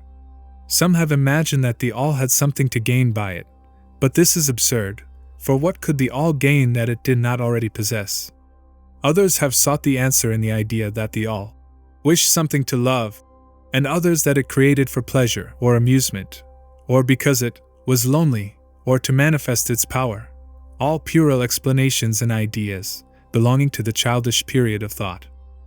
Others have sought to explain the mystery by assuming that the all found itself compelled to create by reason of its own internal nature, its creative instinct.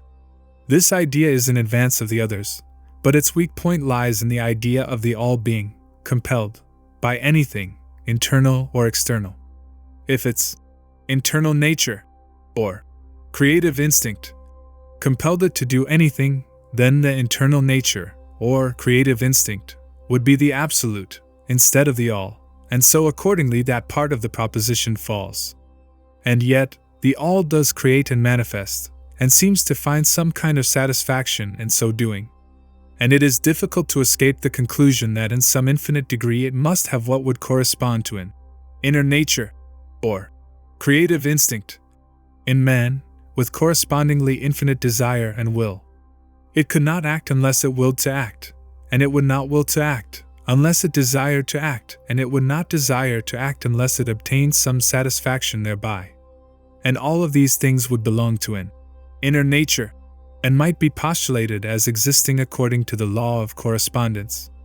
But still, we prefer to think of the all as acting entirely free from any influence, internal as well as external.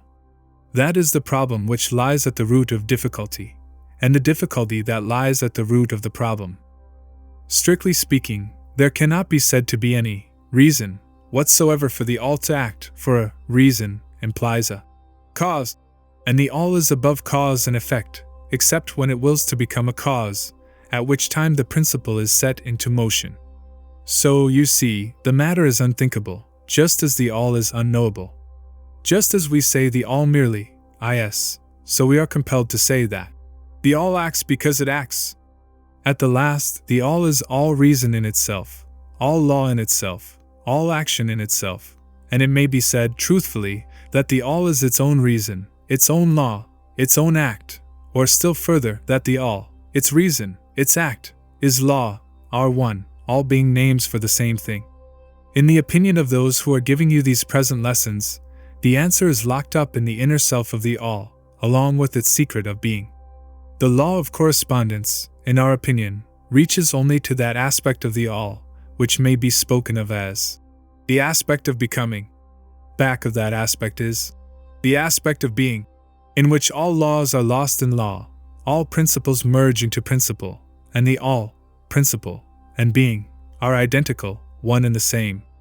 Therefore, metaphysical speculation on this point is futile.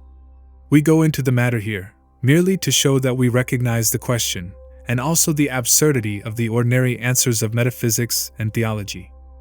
In conclusion, it may be of interest to our students to learn that while some of the ancient and modern Hermetic teachers have rather inclined in the direction of applying the principle of correspondence to the question, with the result of the inner nature Conclusion: still the legends have it that Hermes, the Great, when asked this question by his advanced students, answered them by pressing his lips tightly together and saying not a word, indicating that there was no answer.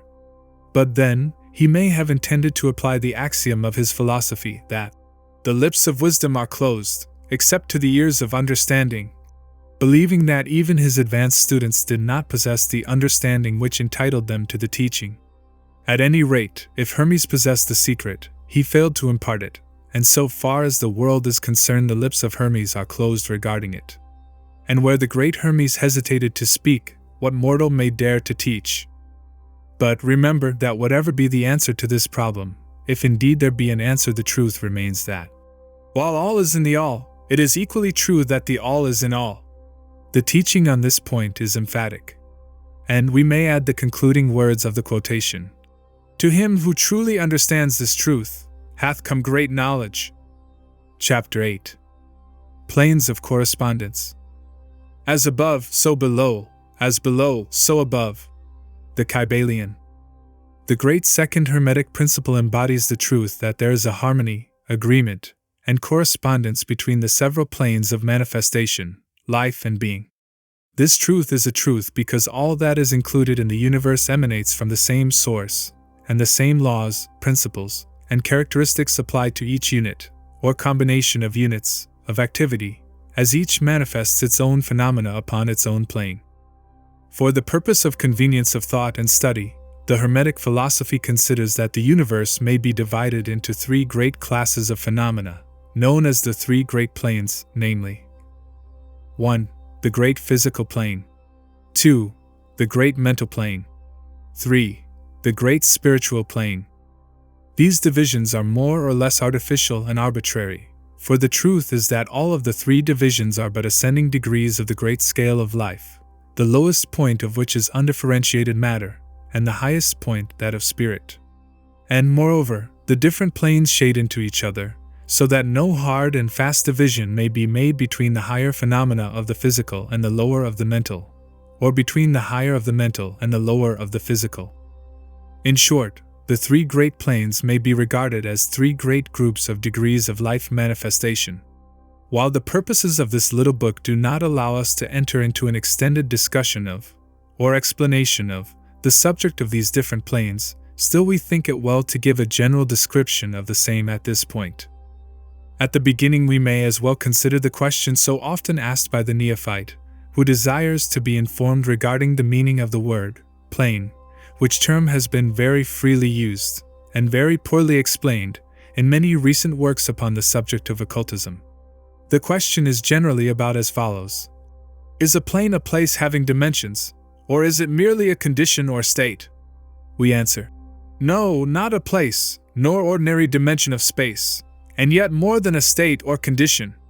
It may be considered as a state or condition, and yet the state or condition is a degree of dimension, in a scale subject to measurement.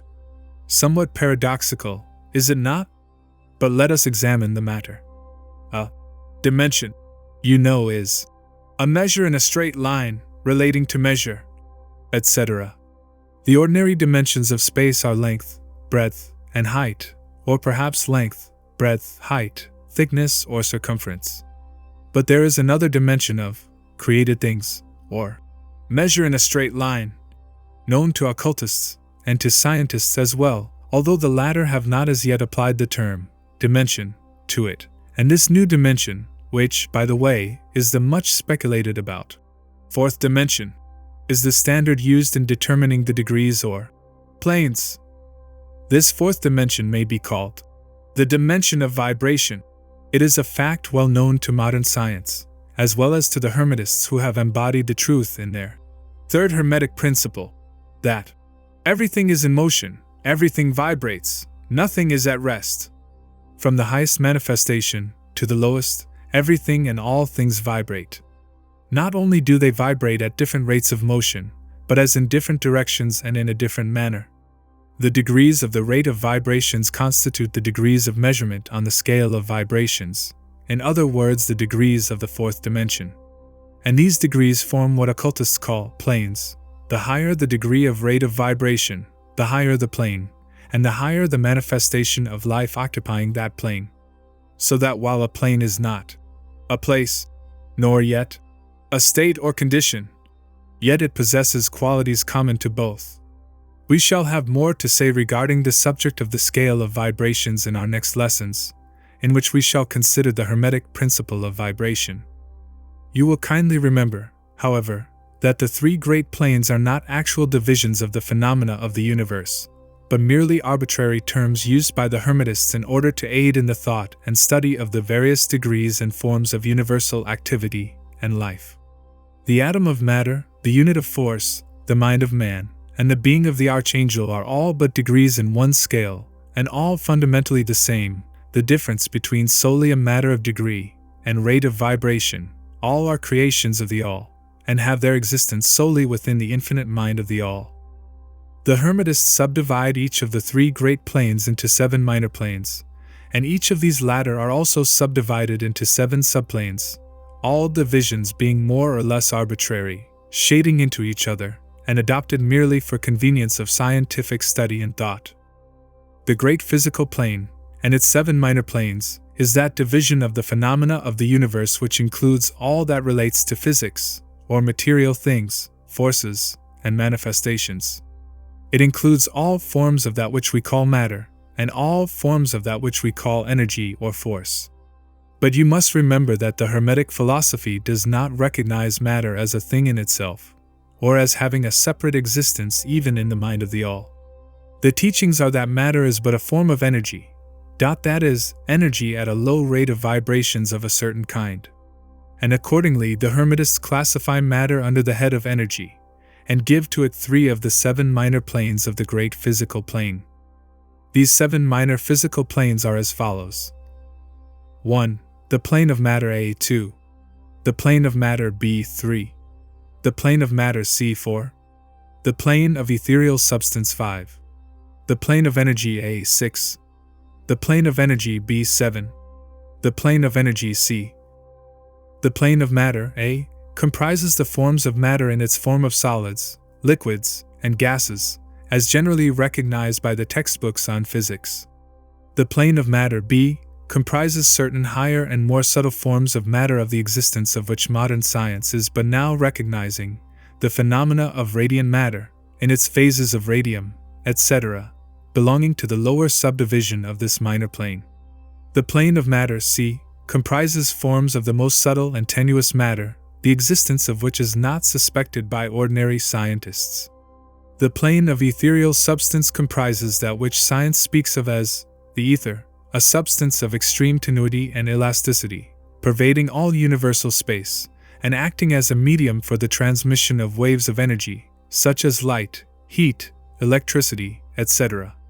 This ethereal substance forms a connecting link between matter, so-called, and energy, and partakes of the nature of each.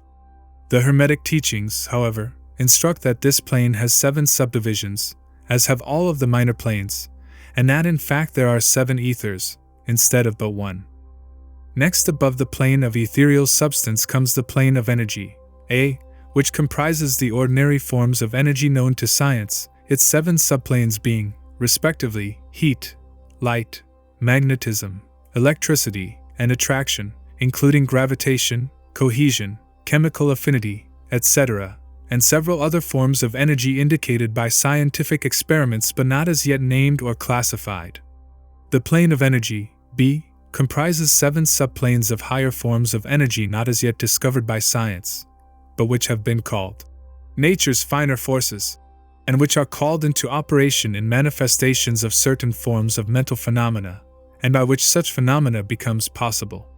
The plane of energy, C, comprises 7 subplanes of energy so highly organized that it bears many of the characteristics of life, but which is not recognized by the minds of men on the ordinary plane of development, being available for the use on beings of the spiritual plane alone. Such energy is unthinkable to ordinary man, and may be considered almost as the divine power. The beings employing the same are as gods, compared even to the highest human types known to us. The great mental plane comprises those forms of living things, known to us in ordinary life, as well as certain other forms not so well known except to the occultist. The classification of the 7 minor mental planes is more or less satisfactory and arbitrary, unless accompanied by elaborate explanations which are foreign to the purpose of this particular work, but we may as well mention them. They are as follows. 1. The plane of mineral mind. 2. The plane of elemental mind. 3. The plane of plant mind. 4. The plane of elemental mind. 5. The plane of animal mind. 6. The plane of elemental mind. 7. The plane of human mind. The plane of mineral mind comprises the states or conditions of the units or entities, or groups and combinations of the same, which animate the forms known to us as minerals, chemicals, etc. These entities must not be confounded with the molecules, atoms, and corpuscles themselves, the latter being merely the material bodies or forms of these entities, just as a man's body is but his material form and not himself. These entities may be called souls, in one sense, and are living beings of a low degree of development, life, and mind, just a little more than the units of living energy, which comprise the higher subdivisions of the highest physical plane. The average mind does not generally attribute the possession of mind, soul, or life to the mineral kingdom, but all occultists recognize the existence of the same, and modern science is rapidly moving forward to the point of view of the Hermetic in this respect. The molecules, atoms, and corpuscles have their loves and hates, likes and dislikes, attractions and repulsions, affinities and non-affinities, etc., and some of the more daring of modern scientific minds have expressed the opinion that the desire and will, emotions and feelings of the atoms differ only in degree from those of men. We have no time or space to argue this matter here.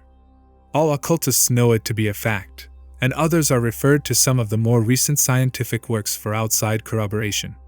There are the usual 7 subdivisions to this plane. The plane of elemental mind, A, comprises the state or condition and degree of mental and vital development of a class of entities unknown to the average man, but recognized to occultists. They are invisible to the ordinary senses of man, but nevertheless exist and play their part of the drama of the universe. Their degree of intelligence is between that of the mineral and chemical entities on the one hand, and of the entities of the plant kingdom on the other. There are 7 subdivisions to this plane, also. The plane of plant mind, in its 7 subdivisions, comprises the states or conditions of the entities comprising the kingdoms of the plant world, the vital and mental phenomena of which is fairly well understood by the average intelligent person. Many new and interesting scientific works regarding mind and life in plants having been published during the last decade. Plants have life, mind, and souls, as well as have the animals, man, and Superman. The plane of elemental mind, B, in its 7 subdivisions, comprises the states and conditions of a higher form of elemental, or unseen entities, playing their part in the general work of the universe, the mind and life of which form a part of the scale between the plane of plant mind and the plane of animal mind, the entities partaking of the nature of both. The plane of animal mind, in its 7 subdivisions, comprises the states and conditions of the entities, beings, or souls, animating the animal forms of life, familiar to us all. It is not necessary to go into details regarding this kingdom or plane of life, for the animal world is as familiar to us as is our own. The plane of elemental mind, C, in its 7 subdivisions, comprises those entities or beings, invisible as are all such elemental forms, which partake of the nature of both animal and human life in a degree and in certain combinations. The highest forms are semi-human in intelligence. The plane of human mind, in its 7 subdivisions, comprises those manifestations of life and mentality which are common to man, in his various grades, degrees, and divisions. In this connection, we wish to point out the fact that the average man of today occupies but the 4th subdivision of the plane of human mind, and only the most intelligent have crossed the borders of the 5th subdivision. It has taken the race millions of years to reach this stage, and it will take many more years for the race to move on to the 6th and 7th subdivisions, and beyond. But remember that there have been races before us which have passed through these degrees, and then on to higher planes. Our own race is the 5th, with stragglers from the 4th, which has set foot upon the path. And then there are a few advanced souls of our own race who have outstripped the masses, and who have passed on to the 6th and 7th subdivision, and some few being still further on. The man of the 6th subdivision will be the Superman. He of the 7th will be the Overman. In our consideration of the 7 minor mental planes, we have merely referred to the 3 elementary planes in a general way. We do not wish to go into this subject in detail in this work, for it does not belong to this part of the general philosophy and teachings. But we may say this much, in order to give you a little clearer idea of the relations of these planes to the more familiar ones. The elementary planes bear the same relation to the planes of mineral, plant, animal, and human mentality and life that the black keys on the piano do to the white keys. The white keys are sufficient to produce music, but there are certain scales, melodies, and harmonies in which the black keys play their part and in which their presence is necessary. They are also necessary as connecting links of soul condition, entity states, etc., between the several other planes, certain forms of development being attained therein. This last fact giving to the reader who can read between the lines a new light upon the processes of evolution and a new key to the secret door of the leaps of life between kingdom and kingdom. The great kingdoms of elementals are fully recognized by all occultists, and the esoteric writings are full of mention of them. The readers of Bulwer's, Sinoni, and similar tales will recognize the entities inhabiting these planes of life. Passing on from the great mental plane to the great spiritual plane, what shall we say? How can we explain these higher states of being, life and mind, to minds as yet unable to grasp and understand the higher subdivisions of the plane of human mind? The task is impossible. We can speak only in the most general terms. How may light be described to a man born blind? How sugar, to a man who has never tasted anything sweet? How harmony, to one born deaf? All that we can say is that the 7 minor planes of the great spiritual plane, each minor plane having its 7 subdivisions, comprise beings possessing life, mind and form as far above that of man of today as the latter is above the earthworm, mineral, or even certain forms of energy, or matter. The life of these beings so far transcends ours, that we cannot even think of the details of the same. Their minds so far transcend ours, that to them we scarcely seem to think, and our mental processes seem almost akin to material processes. The matter of which their forms are composed is of the highest planes of matter, nay, some are even said to be clothed in pure energy. What may be said of such beings? On the 7 minor planes of the great spiritual plane exist beings of whom we may speak as angels, archangels, demigods. On the lower minor planes dwell those great souls whom we call masters and adepts. Above them come the great hierarchies of the angelic hosts, unthinkable to man, and above those come those who may without irreverence be called the gods. So high in the scale of being are they, their being, intelligence, and power being akin to those attributed by the races of men to their conceptions of deity. These beings are beyond even the highest flights of the human imagination, the word, divine, being the only one applicable to them. Many of these beings, as well as the angelic host, take the greatest interest in the affairs of the universe and play an important part in its affairs. These unseen divinities and angelic helpers extend their influence freely and powerfully in the process of evolution and cosmic progress. Their occasional intervention and assistance in human affairs have led to the many legends, beliefs, religions, and traditions of the race, past and present. They have superimposed their knowledge and power upon the world, again and again, all under the law of the all, of course. But yet, even the highest of these advanced beings exist merely as creations of, and in, the mind of the all, and are subject to the cosmic processes and universal laws. They are still mortal. We may call them gods, if we like, but still they are but the elder brethren of the race, the advanced souls who have outstripped their brethren, and who have foregone the ecstasy of absorption by the all, in order to help the race on its upward journey along the path. But they belong to the universe, and are subject to its conditions. They are mortal, and their plane is below that of absolute spirit. Only the most advanced Hermetists are able to grasp the inner teachings regarding the state of existence, and the powers manifested on the spiritual planes. The phenomena is so much higher than that of the mental planes that a confusion of ideas would surely result from an attempt to describe the same. Only those whose minds have been carefully trained along the lines of the Hermetic philosophy for years, yes, those who have brought with them from other incarnations the knowledge acquired previously, can comprehend just what is meant by the teaching regarding these spiritual planes. And much of these inner teachings is held by the Hermetists as being too sacred, important, and even dangerous for general public dissemination.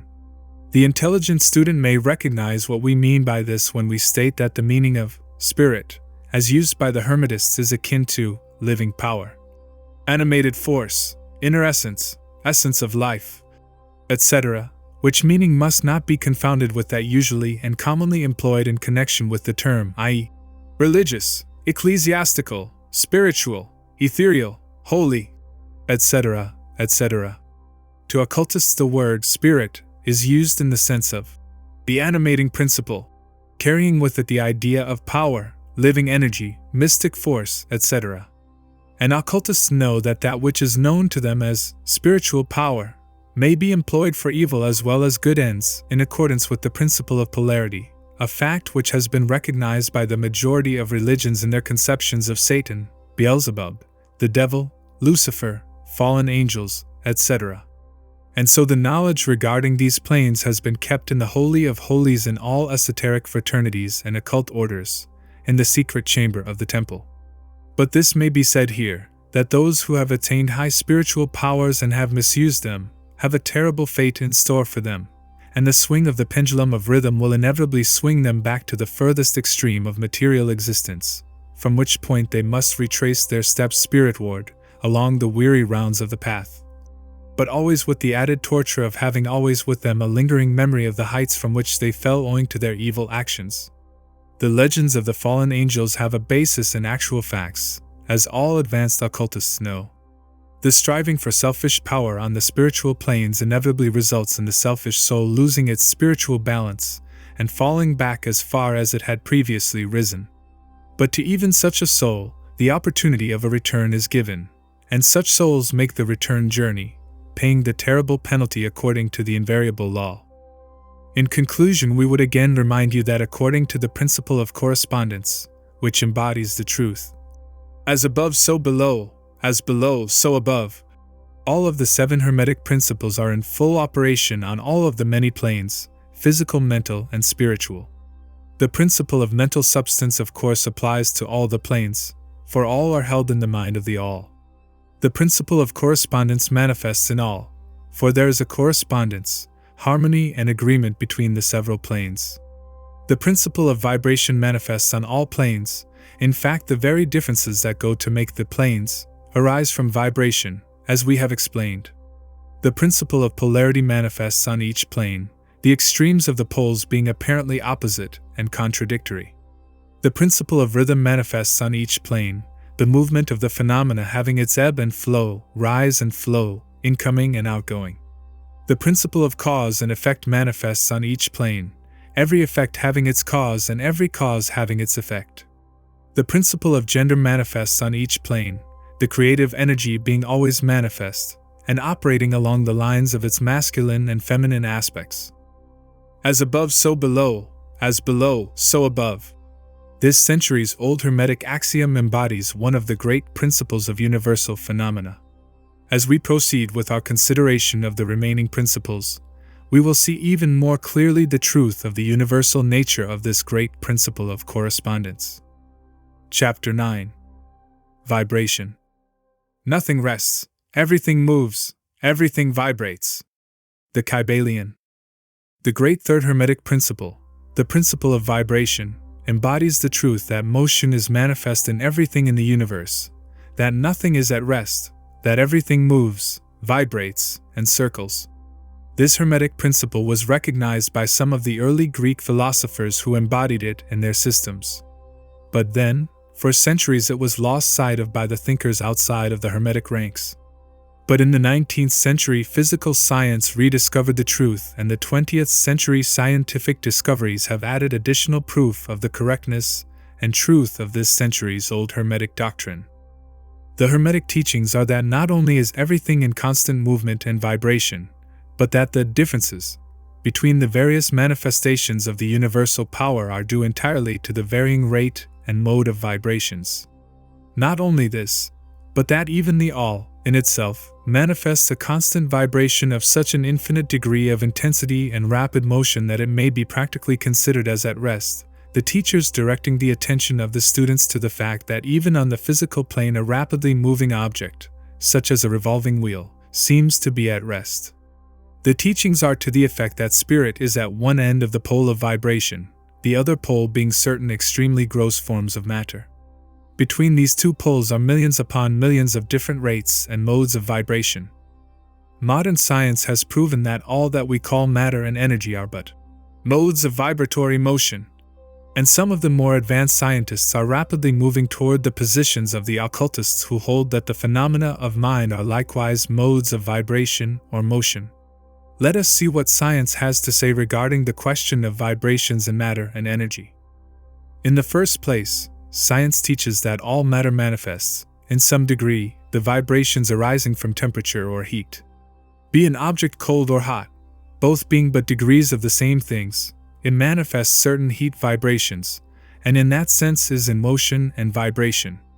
Then all particles of matter are in circular movement, from corpuscle to suns. The planets revolve around suns, and many of them turn on their axis.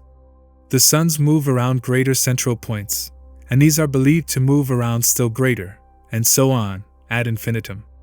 The molecules of which the particular kinds of matter are composed are in a state of constant vibration and movement around each other and against each other. The molecules are composed of atoms, which, likewise, are in a state of constant movement and vibration.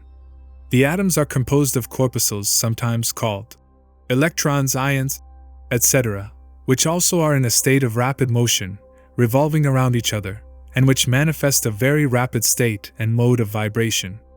And so we see that all forms of matter manifest vibration, in accordance with the Hermetic principle of vibration. And so it is with the various forms of energy. Science teaches that light, heat, magnetism, and electricity are but forms of vibratory motion connected in some way with, and probably emanating from the ether. Science does not as yet attempt to explain the nature of the phenomenon known as cohesion, which is the principle of molecular attraction, nor chemical affinity, which is the principle of atomic attraction, nor gravitation, the greatest mystery of the three, which is the principle of attraction by which every particle or mass of matter is bound to every other particle or mass. These three forms of energy are not as yet understood by science, yet the writers incline to the opinion that these two are manifestations of some form of vibratory energy, a fact which the Hermetists have held and taught for ages past. The universal ether, which is postulated by science without its nature being understood clearly, is held by the Hermetists to be but a higher manifestation of that which is erroneously called matter, that is to say, matter at a higher degree of vibration, and is called by them the ethereal substance. The Hermetists teach that this ethereal substance is of extreme tenuity and elasticity, and pervades universal space, serving as a medium of transmission of waves of vibratory energy, such as heat, light, electricity, magnetism, etc. The teachings are that the ethereal substance is a connecting link between the forms of vibratory energy known as matter, on the one hand, and energy or force, on the other, and also that it manifests a degree of vibration, in rate and mode, entirely its own. Scientists have offered the illustration of a rapidly moving wheel, top, or cylinder, to show the effects of increasing rates of vibration. The illustration supposes a wheel, top, or revolving cylinder, running at a low rate of speed. We will call this revolving thing the object, in following out the illustration. Let us suppose the object moving slowly. It may be seen readily, but no sound of its movement reaches the ear. The speed is gradually increased. In a few moments its movement becomes so rapid that a deep growl or low note may be heard. Then as the rate is increased the note rises one in the musical scale. Then, the motion being still further increased, the next highest note is distinguished. Then, one after another, all the notes of the musical scale appear, rising higher and higher as the motion is increased. Finally, when the motions have reached a certain rate, the final note perceptible to human ears is reached, and the shrill, piercing shriek dies away, and silence follows. No sound is heard from the revolving object, the rate of motion being so high that the human ear cannot register the vibrations. Then comes the perception of rising degrees of heat. Then after quite a time the eye catches a glimpse of the object becoming a dull dark reddish color. As the rate increases, the red becomes brighter. Then as the speed is increased, the red melts into an orange. Then the orange melts into a yellow. Then follow, successively, the shades of green, blue, indigo, and finally violet, as the rate of speed increases. Then the violet shades away, and all color disappears, the human eye not being able to register them. But there are invisible rays emanating from the revolving object, the rays that are used in photographing, and other subtle rays of light. Then begin to manifest the peculiar rays known as the X-rays, etc., as the constitution of the object changes. Electricity and magnetism are emitted when the appropriate rate of vibration is attained. When the object reaches a certain rate of vibration, its molecules disintegrate and dissolve themselves into the original elements or atoms. Then the atoms, following the principle of vibration, are separated into the countless corpuscles of which they are composed. And finally, even the corpuscles disappear, and the object may be said to be composed of the ethereal substance. Science does not dare to follow the illustration further, but the Hermetists teach that if the vibrations be continually increased, the object would mount up the successive states of manifestation and would in turn manifest the various mental stages, and then on spiritward, until it would finally re-enter the All, which is absolute spirit. The object, however, would have ceased to be an object long before the stage of ethereal substance was reached, but otherwise the illustration is correct inasmuch as it shows the effect of constantly increased rates and modes of vibration. It must be remembered, in the above illustration, that at the stages at which the object throws off vibrations of light, heat, etc., it is not actually resolved into those forms of energy, which are much higher in the scale, but simply that it reaches a degree of vibration in which those forms of energy are liberated, in a degree, from the confining influences of its molecules, atoms and corpuscles. As the case may be, these forms of energy, although much higher in the scale than matter, are imprisoned and confined in the material combinations, by reason of the energies manifesting through and using material forms, but thus becoming entangled and confined in their creations of material forms, which, to an extent, is true of all creations, the creating force becoming involved in its creation. But the Hermetic teachings go much further than do those of modern science. They teach that all manifestation of thought, emotion, reason, will or desire, or any mental state or condition, are accompanied by vibrations, a portion of which are thrown off and which tend to affect the minds of other persons by induction. This is the principle which produces the phenomena of telepathy, mental influence, and other forms of the action and power of mind over mind, with which the general public is rapidly becoming acquainted, owing to the wide dissemination of occult knowledge by the various schools, cults, and teachers along these lines at this time. Every thought, emotion, or mental state has its corresponding rate and mode of vibration.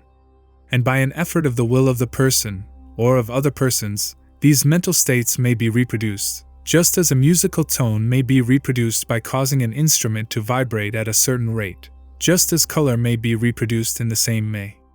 By a knowledge of the principle of vibration, as applied to mental phenomena, one may polarize his mind at any degree he wishes, thus gaining a perfect control over his mental states, moods, etc.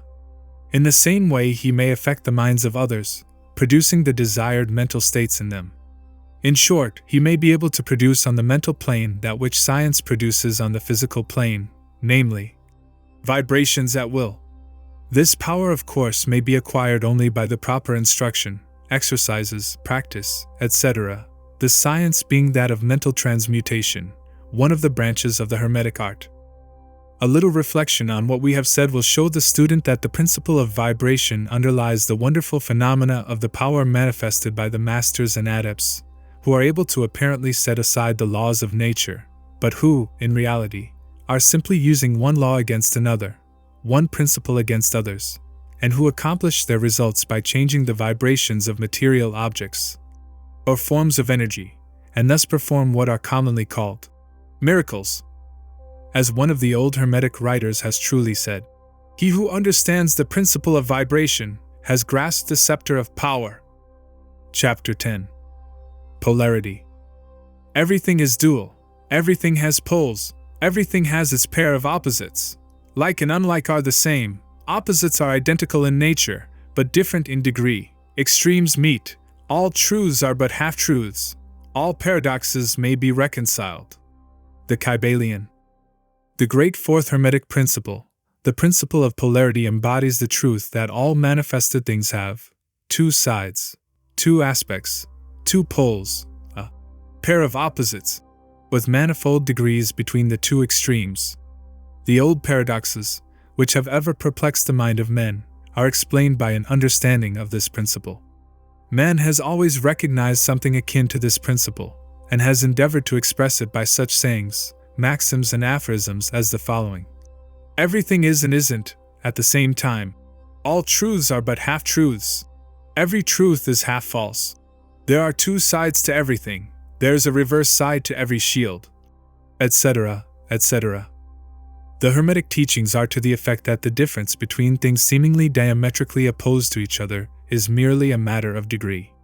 It teaches that the pairs of opposites may be reconciled, and that thesis and antithesis are identical in nature, but different in degree, and that the universal reconciliation of opposites is effected by a recognition of this principle of polarity. The teachers claim that illustrations of this principle may be had on every hand, and from an examination into the real nature of anything. They begin by showing that spirit and matter are but the two poles of the same thing, the intermediate planes being merely degrees of vibration. They show that the all and the many are the same, the difference being merely a matter of degree of mental manifestation. Thus the law and laws are the two opposite poles of one thing. Likewise, principle and principles. Infinite mind and finite minds. Then passing on to the physical plane, they illustrate the principle by showing that heat and cold are identical in nature, the differences being merely a matter of degrees. The thermometer shows many degrees of temperature, the lowest pole being called cold, and the highest heat. Between these two poles are many degrees of heat or cold. Call them either, and you are equally correct. The higher of 2 degrees is always warmer, while the lower is always colder. There is no absolute standard, all is a matter of degree. There is no place on the thermometer where heat ceases and cold begins. It is all a matter of higher or lower vibrations. The very terms high and low, which we are compelled to use, are but poles of the same thing. The terms are relative. So with east and west, travel around the world in an eastward direction, and you reach a point which is called west at your starting point, and you return from that westward point. Travel far enough north, and you will find yourself traveling south, or vice versa. Light and darkness are poles of the same thing, with many degrees between them. The musical scale is the same, starting with C, you move upward until you reach another C, and so on, the differences between the two ends of the board being the same, with many degrees between the two extremes. The scale of color is the same, higher and lower vibrations being the only difference between high violet and low red. Large and small are relative. So are noise and quiet. Hard and soft follow the rule. Likewise, sharp and dull. Positive and negative are two poles of the same thing, with countless degrees between them. Good and bad are not absolute. We call one end of the scale good and the other bad, or one end good and the other evil, according to the use of the terms. A thing is less good than the thing higher in the scale, but that less good thing in turn is more good than the thing next below it, and so on, the more or less being regulated by the position on the scale. And so it is on the mental plane. Love and hate are generally regarded as being things diametrically opposed to each other, entirely different, unreconcilable. But we apply the principle of polarity. We find that there is no such thing as absolute love or absolute hate, as distinguished from each other. The two are merely terms applied to the two poles of the same thing. Beginning at any point of the scale we find more love, or less hate, as we ascend the scale, and more hate, or less love, as we descend, this being true no matter from what point, high or low, we may start. There are degrees of love and hate, and there is a middle point where like and dislike become so faint that it is difficult to distinguish between them. Courage and fear come under the same rule. The pairs of opposites exist everywhere. Where you find one thing, you find its opposite, the two poles. And it is this fact that enables the hermetist to transmute one mental state into another, along the lines of polarization. Things belonging to different classes cannot be transmuted into each other, but things of the same class may be changed, that is, may have their polarity changed. Thus love never becomes east or west, or red or violet, but it may and often does turn into hate, and likewise hate may be transformed into love, by changing its polarity. Courage may be transmuted into fear, and the reverse. Hard things may be rendered soft. Dull things become sharp. Hot things become cold. And so on, the transmutation always being between things of the same kind of different degrees. Take the case of a fearful man. By raising his mental vibrations along the line of fear-courage, he can be filled with the highest degree of courage and fearlessness. And likewise, the slothful man may change himself into an active, energetic individual simply by polarizing along the lines of the desired quality.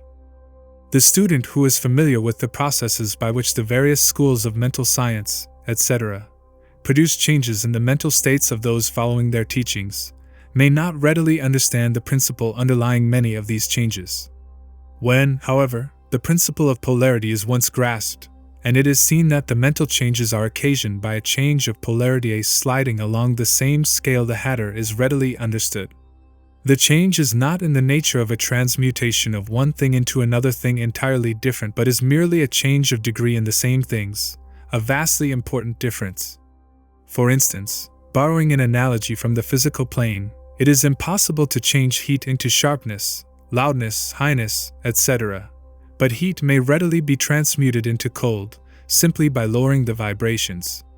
In the same way, hate and love are mutually transmutable, so are fear and courage. But fear cannot be transformed into love, nor can courage be transmuted into hate.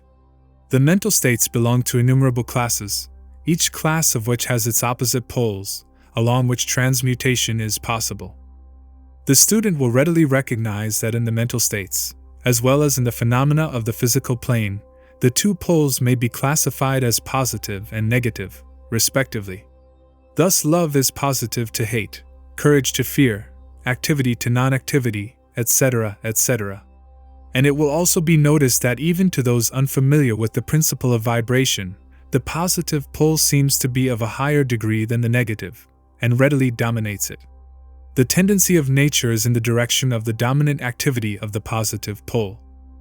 In addition to the changing of the poles of one's own mental states by the operation of the art of polarization, the phenomena of mental influence, in its manifold phases, shows us that the principle may be extended so as to embrace the phenomena of the influence of one mind over that of another, of which so much has been written and taught of late years. When it is understood that mental induction is possible, that is, that mental states may be produced by induction from others, then we can readily see how a certain rate of vibration, or polarization of a certain mental state, may be communicated to another person, and his polarity in that class of mental states thus changed. It is along this principle that the results of many of the mental treatments are obtained. For instance, a person is blue, melancholy, and full of fear. A mental scientist bringing his own mind up to the desired vibration by his trained will, and thus obtaining the desired polarization in his own case, then produces a similar mental state in the other by induction, the result being that the vibrations are raised and the person polarizes toward the positive end of the scale instead toward the negative. And his fear and other negative emotions are transmuted to courage and similar positive mental states. A little study will show you that these mental changes are nearly all along the line of polarization, the change being one of degree rather than of kind. A knowledge of the existence of this great hermetic principle will enable the student to better understand his own mental states, and those of other people. He will see that these states are all matters of degree, and seeing thus, He will be able to raise or lower the vibration at will, to change his mental poles, and thus be master of his mental states, instead of being their servant and slave. And by his knowledge he will be able to aid his fellows intelligently, and by the appropriate methods change the polarity when the same is desirable. We advise all students to familiarize themselves with this principle of polarity, for a correct understanding of the same will throw light on many difficult subjects. Chapter 11. Rhythm. Everything flows out and in, everything has its tides, all things rise and fall, the pendulum swing manifests in everything. The measure of the swing to the right is the measure of the swing to the left. Rhythm compensates. The Kybalion. The great fifth Hermetic principle, the principle of rhythm, embodies the truth that in everything there is manifested a measured motion, a to and from movement, a flow and inflow, a swing forward and backward, a pendulum-like movement, a tide-like ebb and flow, a high tide and a low tide, between the two poles manifest on the physical, mental or spiritual planes. The principle of rhythm is closely connected with the principle of polarity described in the preceding chapter. Rhythm manifests between the two poles established by the principle of polarity. This does not mean, however, that the pendulum of rhythm swings to the extreme poles, for this rarely happens. In fact, it is difficult to establish the extreme polar opposites in the majority of cases. But the swing is ever toward first one pole and then the other. There is always an action and reaction, an advance and a retreat, a rising and a sinking, manifested in all of the airs and phenomena of the universe. Suns, worlds, men, animals, plants, minerals, forces, energy, mind and matter, yes, even spirit, manifests this principle. The principle manifests in the creation and destruction of worlds, in the rise and fall of nations, in the life history of all things, and finally in the mental states of man. Beginning with the manifestations of spirit, of the all, it will be noticed that there is ever the outpouring and the indrawing, the outbreathing and inbreathing of Brahm. As the Brahmins word it, universes are created, reach their extreme low point of materiality, and then begin in their upward swing. Suns spring into being, and then their height of power being reached, the process of retrogression begins, and after eons they become dead masses of matter, awaiting another impulse which starts again their inner energies into activity, and a new solar life cycle is begun. And thus it is with all the worlds. They are born, grow and die, only to be reborn. And thus it is with all the things of shape and form. They swing from action to reaction, from birth to death, from activity to inactivity, and then back again. Thus it is with all living things. They are born, grow, and die, and then are reborn. So it is with all great movements, philosophies, creeds, fashions, governments, nations, and all else: birth, growth, maturity, decadence, death, and then new birth. The swing of the pendulum is ever in evidence. Night follows day, and day night. The pendulum swings from summer to winter, and then back again. The corpuscles, atoms, molecules, and all masses of matter swing around the circle of their nature. There is no such thing as absolute rest, or cessation from movement, and all movement partakes of rhythm. The principle is of universal application. It may be applied to any question, or phenomena of any of the many planes of life. It may be applied to all phases of human activity. There is always the rhythmic swing from one pole to the other. The universal pendulum is ever in motion. The tides of life flow in and out, according to law. The principle of rhythm is well understood by modern science, and is considered a universal law as applied to material things. But the Hermetists carry the principle much further, and know that its manifestations and influence extend to the mental activities of man, and that it accounts for the bewildering succession of moods, feelings, and other annoying and perplexing changes that we notice in ourselves. But the Hermetists, by studying the operations of this principle, have learned to escape some of its activities by transmutation. The Hermetic masters long since discovered that while the principle of rhythm was invariable, and ever in evidence in mental phenomena, still there were two planes of its manifestation so far as mental phenomena are concerned. They discovered that there were two general planes of consciousness, the lower and the higher, the understanding of which fact enabled them to rise to the higher plane, and thus escape the swing of the rhythmic pendulum which manifested on the lower plane. In other words, the swing of the pendulum occurred on the unconscious plane, and the consciousness was not affected. This they call the law of neutralization. Its operations consist in the raising of the ego above the vibrations of the unconscious plane of mental activity, so that the negative swing of the pendulum is not manifested in consciousness, and therefore they are not affected. It is akin to rising above a thing and letting it pass beneath you. The Hermetic master, or advanced student, polarizes himself at the desired pole, and by a process akin to refusing to participate in the backward swing or, if you prefer, a denial of its influence over him, he stands firm in his polarized position and allows the mental pendulum to swing back along the unconscious plane. All individuals who have attained any degree of self-mastery accomplish this, more or less unknowingly, and by refusing to allow their moods and negative mental states to affect them, they apply the law of neutralization. The master, however, carries this to a much higher degree of proficiency, and by the use of his will he attains a degree of poise and mental firmness almost impossible of belief on the part of those who allow themselves to be swung backward and forward by the mental pendulum of moods and feelings. The importance of this will be appreciated by any thinking person who realizes what creatures of moods, feelings, and emotion the majority of people are, and how little mastery of themselves they manifest. If you will stop and consider a moment, you will realize how much these swings of rhythm have affected you in your life, how a period of enthusiasm has been invariably followed by an opposite feeling and mood of depression. Likewise, your moods and periods of courage have been succeeded by equal moods of fear. And so it has ever been with the majority of persons. Tides of feeling have ever risen and fallen with them, but they have never suspected the cause or reason of the mental phenomena. An understanding of the workings of this principle will give one the key to the mastery of these rhythmic swings of feeling, and will enable him to know himself better and to avoid being carried away by these inflows and outflows. The will is superior to the conscious manifestation of this principle, although the principle itself can never be destroyed. We may escape its effects, but the principle operates, nevertheless. The pendulum ever swings, although we may escape being carried along with it. There are other features of the operation of this principle of rhythm of which we wish to speak at this point. There comes into its operations that which is known as the law of compensation.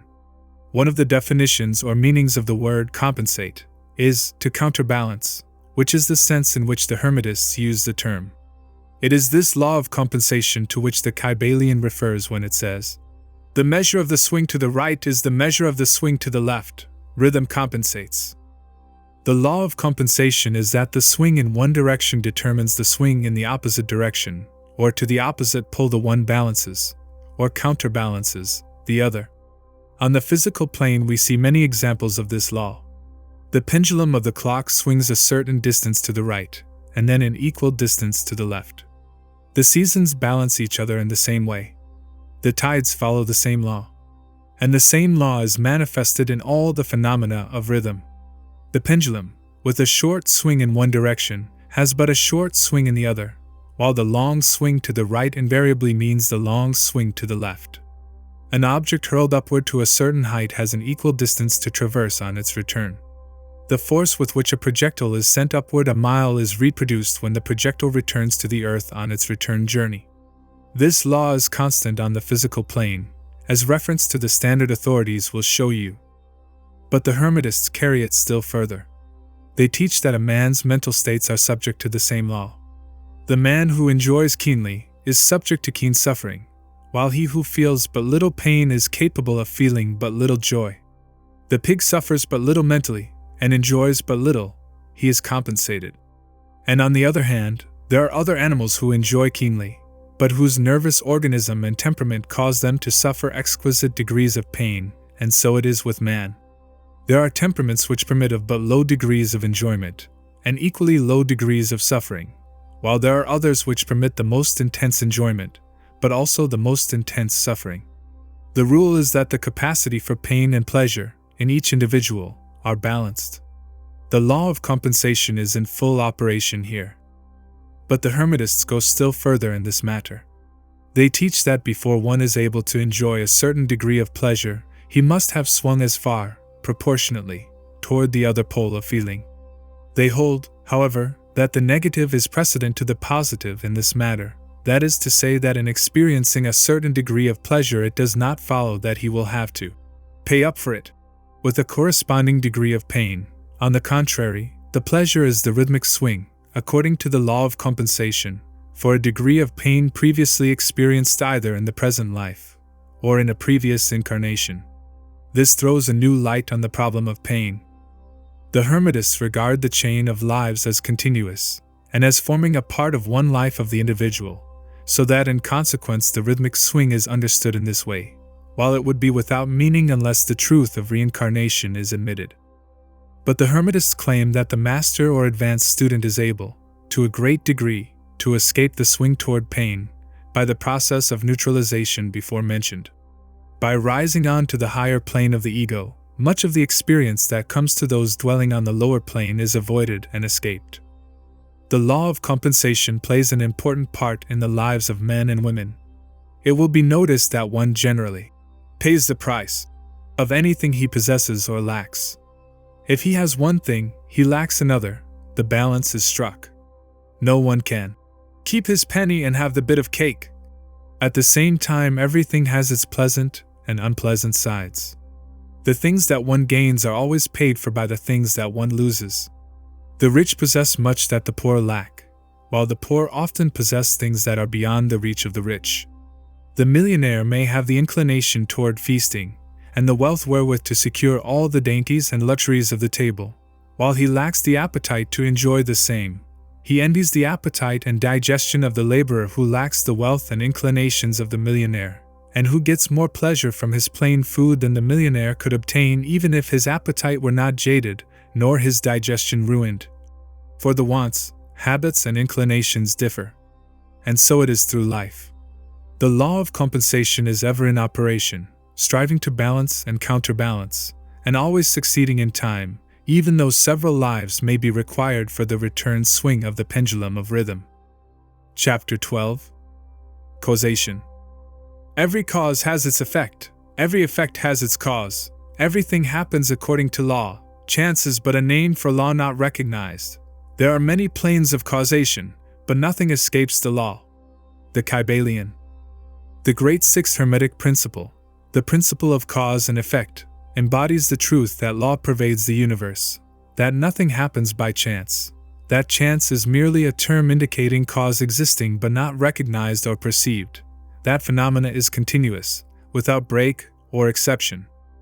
The principle of cause and effect underlies all scientific thought, ancient and modern, and was enunciated by the Hermetic teachers in the earliest days. While many and varied disputes between the many schools of thought have since arisen, these disputes have been principally upon the details of the operations of the principle, and still more often upon the meaning of certain words. The underlying principle of cause and effect has been accepted as correct by practically all the thinkers of the world worthy of the name. To think otherwise would be to take the phenomena of the universe from the domain of law and order, and to relegate it to the control of the imaginary something which men have called chance. A little consideration will show anyone that there is in reality no such thing as pure chance. Webster defines the word chance as follows: a supposed agent or mode of activity other than a force, law, or purpose, the operation or activity of such agent, the supposed effect of such an agent, a happening, fortuity, casualty, etc. But a little consideration will show you that there can be no such agent as chance, in the sense of something outside of law, something outside of cause and effect. How could there be a something acting in the phenomenal universe, independent of the laws, order, and continuity of the latter? Such a something would be entirely independent of the orderly trend of the universe, and therefore superior to it. We can imagine nothing outside of the all being outside of the law, and that only because the all is the law in itself. There is no room in the universe for a something outside of and independent of law. The existence of such a something would render all natural laws ineffective, and would plunge the universe into chaotic disorder and lawlessness. A careful examination will show that what we call chance is merely an expression relating to obscure causes, causes that we cannot perceive, causes that we cannot understand. The word chance is derived from a word meaning to fall, as the falling of dice, the idea being that the fall of the dice, and many other happenings, are merely a happening, unrelated to any cause. And this is the sense in which the term is generally employed. But when the matter is closely examined, it is seen that there is no chance whatsoever about the fall of the dice. Each time a die falls, and displays a certain number, it obeys a law as infallible as that which governs the revolution of the planets around the sun. Back of the fall of the die are causes, or chains of causes, running back further than the mind can follow. The position of the die in the box, the amount of muscular energy expended in the throw, the condition of the table, etc., etc., all are causes, the effect of which may be seen. But back of these seen causes there are chains of unseen preceding causes, all of which had a bearing upon the number of the die which fell uppermost. If a die be cast a great number of times, it will be found that the numbers shown will be about equal, that is, there will be an equal number of 1 spot, 2 spot, etc., coming uppermost. Toss a penny in the air, and it may come down either heads or tails, but make a sufficient number of tosses, and the heads and tails will about even up. This is the operation of the law of average. But both the average and the single toss come under the law of cause and effect, and if we were able to examine into the preceding causes, it would be clearly seen that it was simply impossible for the die to fall other than it did, under the same circumstances and at the same time. Given the same causes, the same results will follow. There is always a cause and a because to every event. Nothing ever happens without a cause, or rather a chain of causes. Some confusion has arisen in the minds of persons considering this principle, from the fact that they were unable to explain how one thing could cause another thing, that is, be the creator of the second thing. As a matter of fact, no thing ever causes or creates another thing. Cause and effect deals merely with events. An event is that which comes, arrives, or happens as a result or consequent of some preceding event. No event creates another event, but is merely a preceding link in the great, orderly chain of events flowing from the creative energy of the all. There is a continuity between all events precedent, consequent, and subsequent. There is a relation existing between everything that has gone before and everything that follows. A stone is dislodged from a mountain side and crashes through a roof of a cottage in the valley below. At first sight we regard this as a chance effect, but when we examine the matter we find a great chain of causes behind it. In the first place there was the rain which softened the earth supporting the stone and which allowed it to fall. Then back of that was the influence of the sun, other rains, etc., which gradually disintegrated the piece of rock from a larger piece. Then there were the causes which led to the formation of the mountain, and its upheaval by convulsions of nature, and so on ad infinitum. Then we might follow up the causes behind the rain, etc. Then we might consider the existence of the roof. In short, we would soon find ourselves involved in a mesh of cause and effect, from which we would soon strive to extricate ourselves. Just as a man has 2 parents, and 4 grandparents, and 8 great-grandparents, and 16 great-great-grandparents, and so on until when, say, 40 generations are calculated, the numbers of ancestors run into many millions, so it is with the number of causes behind even the most trifling event or phenomena, such as the passage of a tiny speck of soot before your eye. It is not an easy matter to trace the bit of soot hacked to the early period of the world's history when it formed a part of a massive tree trunk, which was afterward converted into coal, and so on, until as the speck of soot it now passes before your vision on its way to other adventures. And a mighty chain of events, causes and effects, brought it to its present condition, and the later is but one of the chain of events which will go to produce other events hundreds of years from now. One of the series of events arising from the tiny bit of soot was the writing of these lines, which caused the typesetter to perform certain work, the proofreader to do likewise, and which will arouse certain thoughts in your mind, and that of others, which in turn will affect others, and so on, and on, and on, beyond the ability of man to think further, and all from the passage of a tiny bit of soot. All of which shows the relativity and association of things, and the further fact that there is no great, there is no small, in the mind that causeth all. Stop to think a moment. If a certain man had not met a certain maid, away back in the dim period of the Stone Age, you who are now reading these lines would not now be here. And if, perhaps, the same couple had failed to meet, we who now write these lines would not now be here. And the very act of writing, on our part, and the act of reading, on yours, will affect not only the respective lives of yourself and ourselves, but will also have a direct, or indirect, effect upon many other people now living and who will live in the ages to come. Every thought we think, every act we perform, has its direct and indirect results which fit into the great chain of cause and effect. We do not wish to enter into a consideration of free will, or determinism, in this work, for various reasons. Among the many reasons, is the principal one that neither side of the controversy is entirely right. In fact, both sides are partially right, according to the Hermetic teachings. The principle of polarity shows that both are but half-truths, the opposing poles of truth. The teachings are that a man may be both free and yet bound by necessity, depending upon the meaning of the terms, and the height of truth from which the matter is examined. The ancient writers express the matter thus: the further the creation is from the center, the more it is bound. The nearer the center it reaches, the nearer free is it. The majority of people are more or less the slaves of heredity, environment, etc., and manifest very little freedom. They are swayed by the opinions, customs, and thoughts of the outside world, and also by their emotions, feelings, moods, etc. They manifest no mastery, worthy of the name.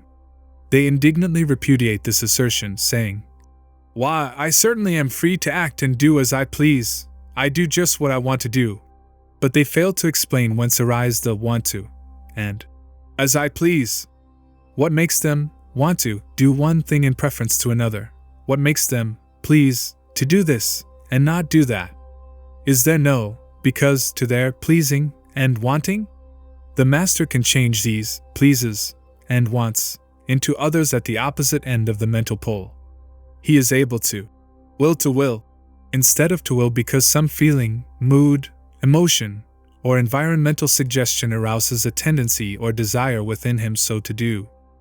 The majority of people are carried along like the falling stone, obedient to environment, outside influences and internal moods, desires, etc., not to speak of the desires and wills of others stronger than themselves, heredity, environment, and suggestion, carrying them along without resistance on their part, or the exercise of the will. Moved like the pawns on the checkerboard of life, they play their parts and are laid aside after the game is over. But the masters, knowing the rules of the game, rise above the plane of material life, and placing themselves in touch with the higher powers of their nature, dominate their own moods, characters, qualities, and polarity, as well as the environment surrounding them, and thus become movers in the game, instead of pawns, causes instead of effects. The masters do not escape the causation of the higher planes, but fall in with the higher laws, and thus master circumstances on the lower plane. They thus form a conscious part of the law, instead of being mere blind instruments. While they serve on the higher planes, they rule on the material plane. But on higher and on lower, the law is always in operation. There is no such thing as chance. The blind goddess has been abolished by reason. We are able to see now, with eyes made clear by knowledge, that everything is governed by universal law, that the infinite number of laws are but manifestations of the one great law, the law which is the all. It is true indeed that not a sparrow drops unnoticed by the mind of the Al, that even the hairs on our head are numbered. As the scriptures have said, there is nothing outside of law, nothing that happens contrary to it. And yet, do not make the mistake of supposing that man is but a blind automaton, far from that. The Hermetic teachings are that man may use law to overcome laws, and that the higher will always prevail against the lower, until at last he has reached the stage in which he seeks refuge in the law itself, and laughs the phenomenal laws to scorn. Are you able to grasp the inner meaning of this? Chapter 13. Gender. Gender is in everything. Everything has its masculine and feminine principles. Gender manifests on all planes. The Kybalion. The great seventh Hermetic principle. The principle of gender embodies the truth that there is gender manifested in everything, that the masculine and feminine principles are ever present and active in all phases of phenomena, on each and every plane of life. At this point, we think it well to call your attention to the fact that gender, in its Hermetic sense, and sex in the ordinarily accepted use of the term, are not the same. The word gender is derived from the Latin root meaning to beget, to procreate, to generate, to create, to produce.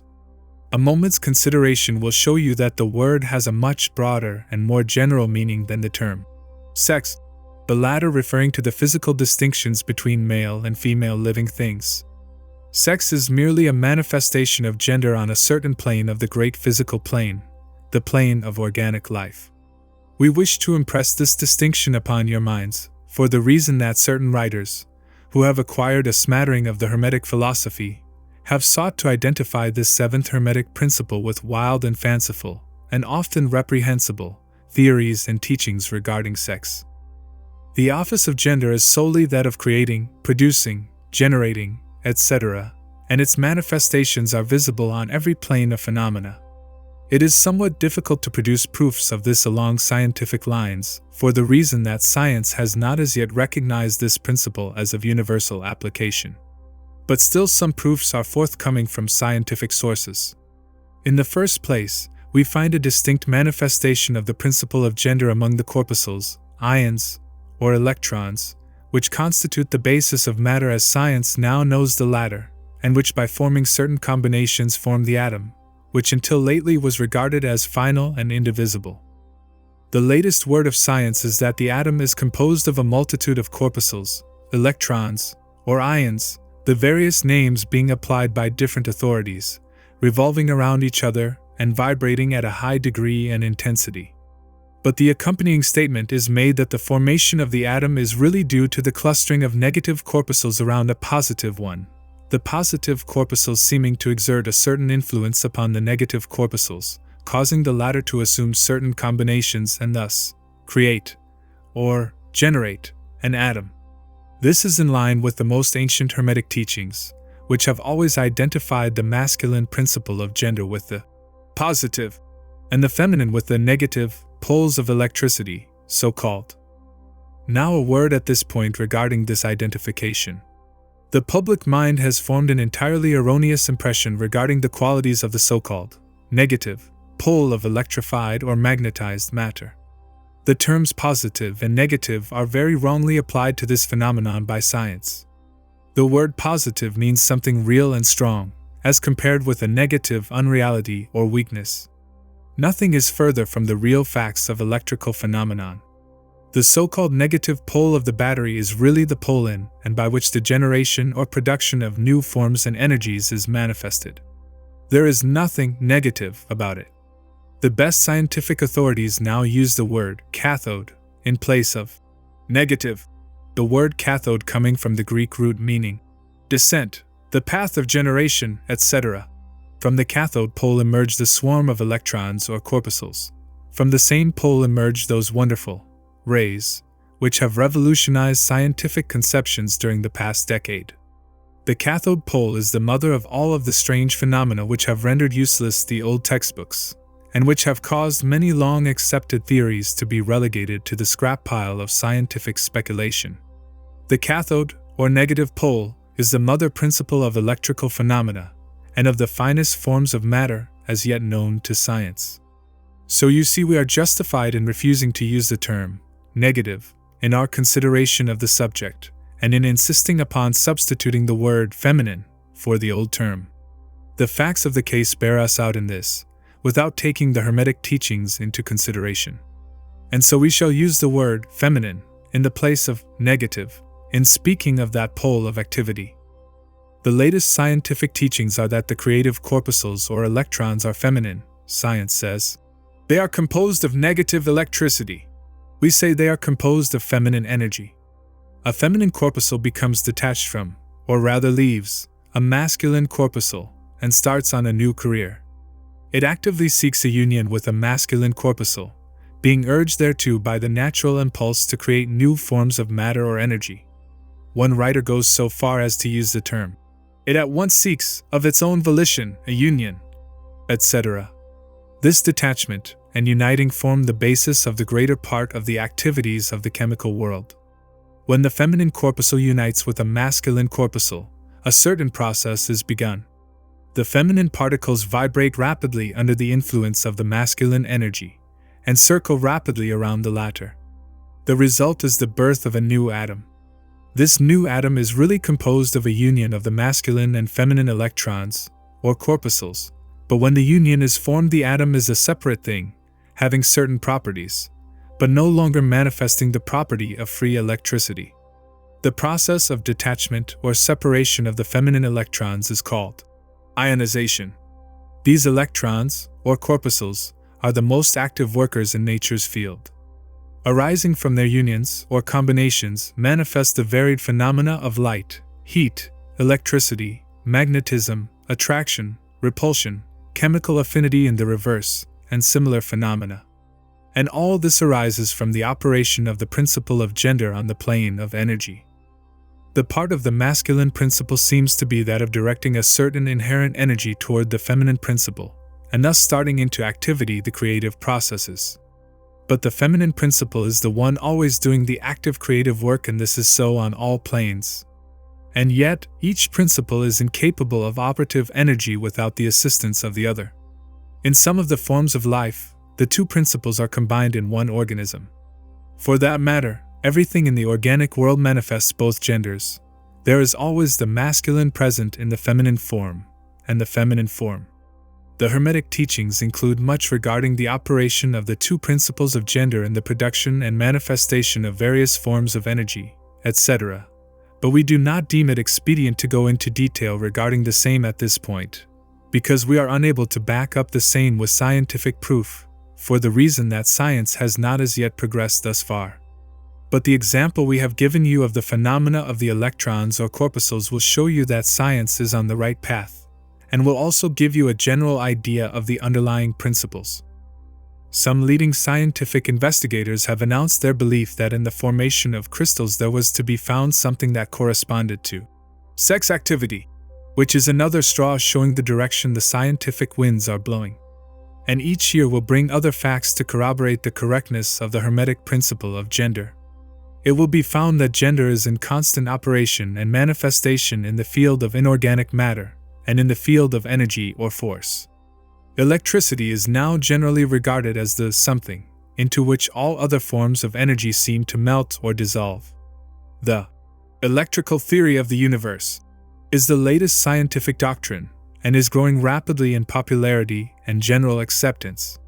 And it thus follows that if we are able to discover in the phenomena of electricity, even at the very root and source of its manifestations, a clear and unmistakable evidence of the presence of gender and its activities, we are justified in asking you to believe that science at last has offered proofs of the existence in all universal phenomena of that great Hermetic principle, the principle of gender. It is not necessary to take up your time with the well-known phenomena of the attraction and repulsion of the atoms, chemical affinity, the loves and hates of the atomic particles, the attraction or cohesion between the molecules of matter. These facts are too well known to need extended comment from us. But have you ever considered that all of these things are manifestations of the gender principle? Can you not see that the phenomena is on all fours with that of the corpuscles or electrons? And more than this, can you not see the reasonableness of the Hermetic teachings which assert that the very law of gravitation, that strange attraction by reason of which all particles and bodies of matter in the universe tend toward each other, is but another manifestation of the principle of gender, which operates in the direction of attracting the masculine to the feminine energies, and vice versa? We cannot offer you scientific proof of this at this time, but examine the phenomena in the light of the Hermetic teachings on the subject, and see if you have not a better working hypothesis than any offered by physical science. Submit all physical phenomena to the test, and you will discern the principle of gender ever in evidence. Let us now pass on to a consideration of the operation of the principle on the mental plane.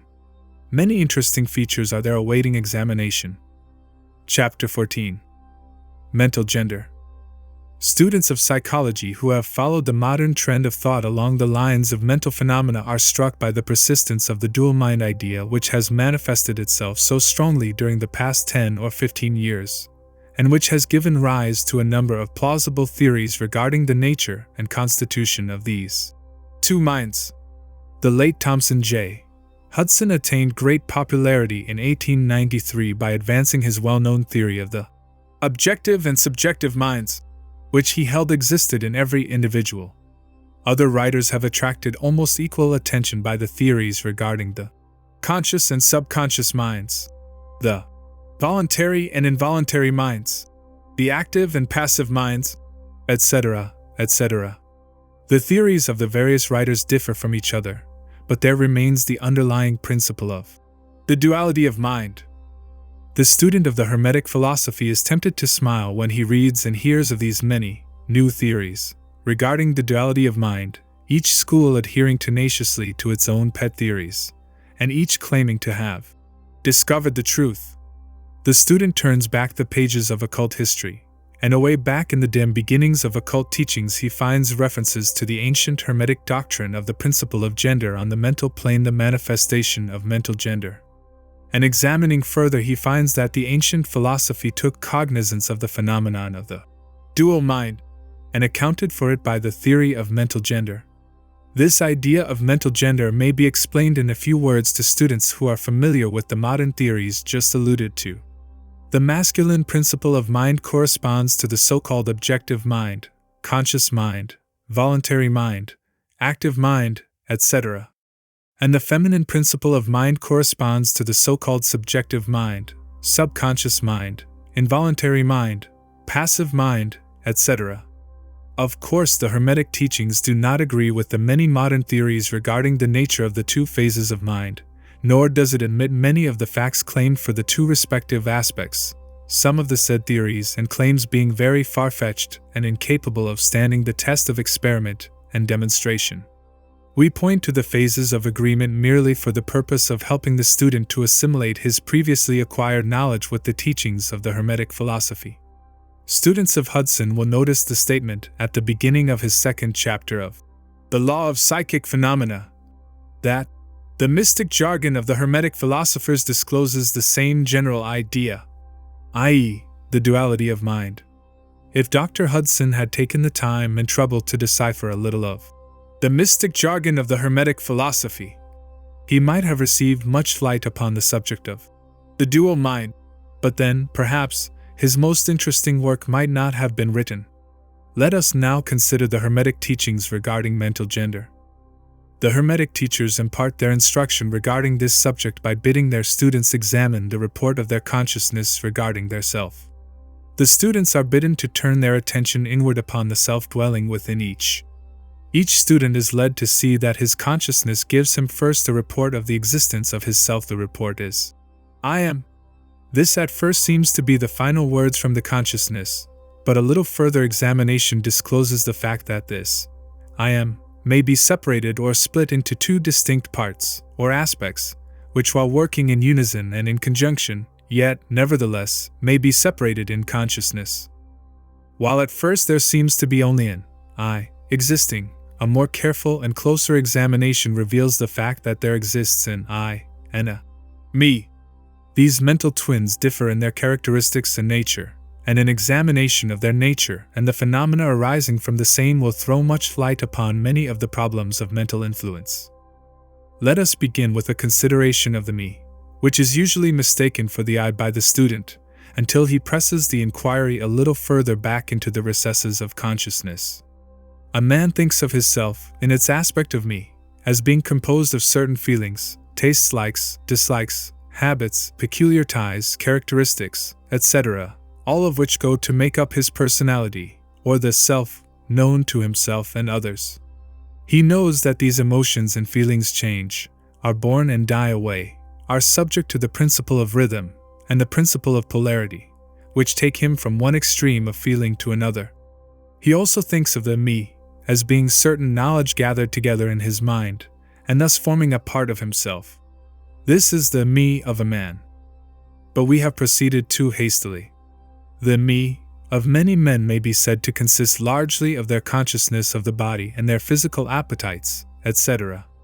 Their consciousness being largely bound up with their bodily nature, they practically live there. Some men even go so far as to regard their personal apparel as a part of their me, and actually seem to consider it a part of themselves. A writer has humorously said that men consist of three parts: soul, body, and clothes.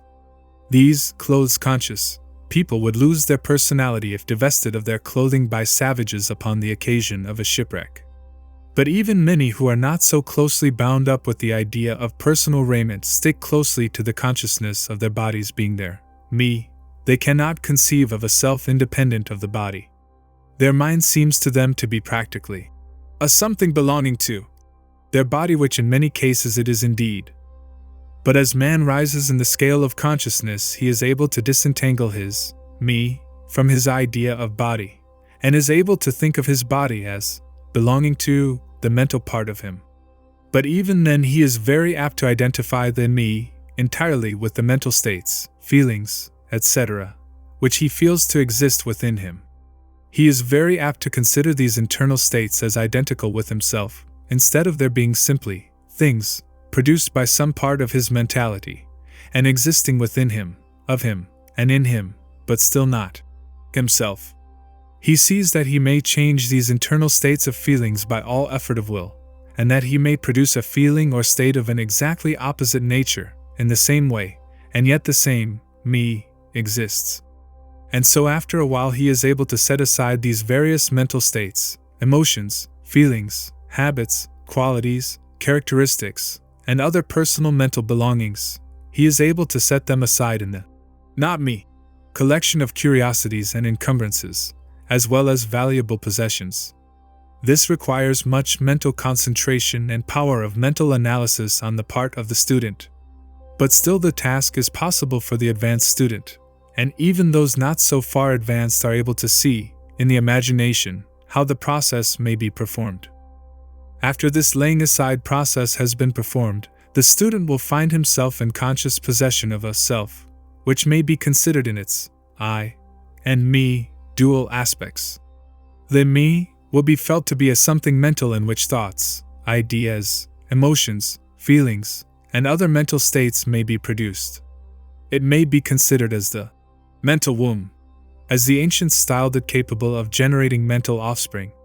It reports to the consciousness as a me, with latent powers of creation and generation of mental progeny of all sorts and kinds. Its powers of creative energy are felt to be enormous. But still it seems to be conscious that it must receive some form of energy from either its I companion, or else from some other I, ere it is able to bring into being its mental creations. This consciousness brings with it a realization of an enormous capacity for mental work and creative ability. But the student soon finds that this is not all that he finds within his inner consciousness. He finds that there exists a mental something which is able to will that the me act along certain creative lines, and which is also able to stand aside and witness the mental creation. This part of himself he is taught to call his I. He is able to rest in its consciousness at will. He finds there not a consciousness of an ability to generate and actively create, in the sense of the gradual process attendant upon mental operations, but rather a sense and consciousness of an ability to project an energy from the I to the me, a process of willing that the mental creation begin and proceed.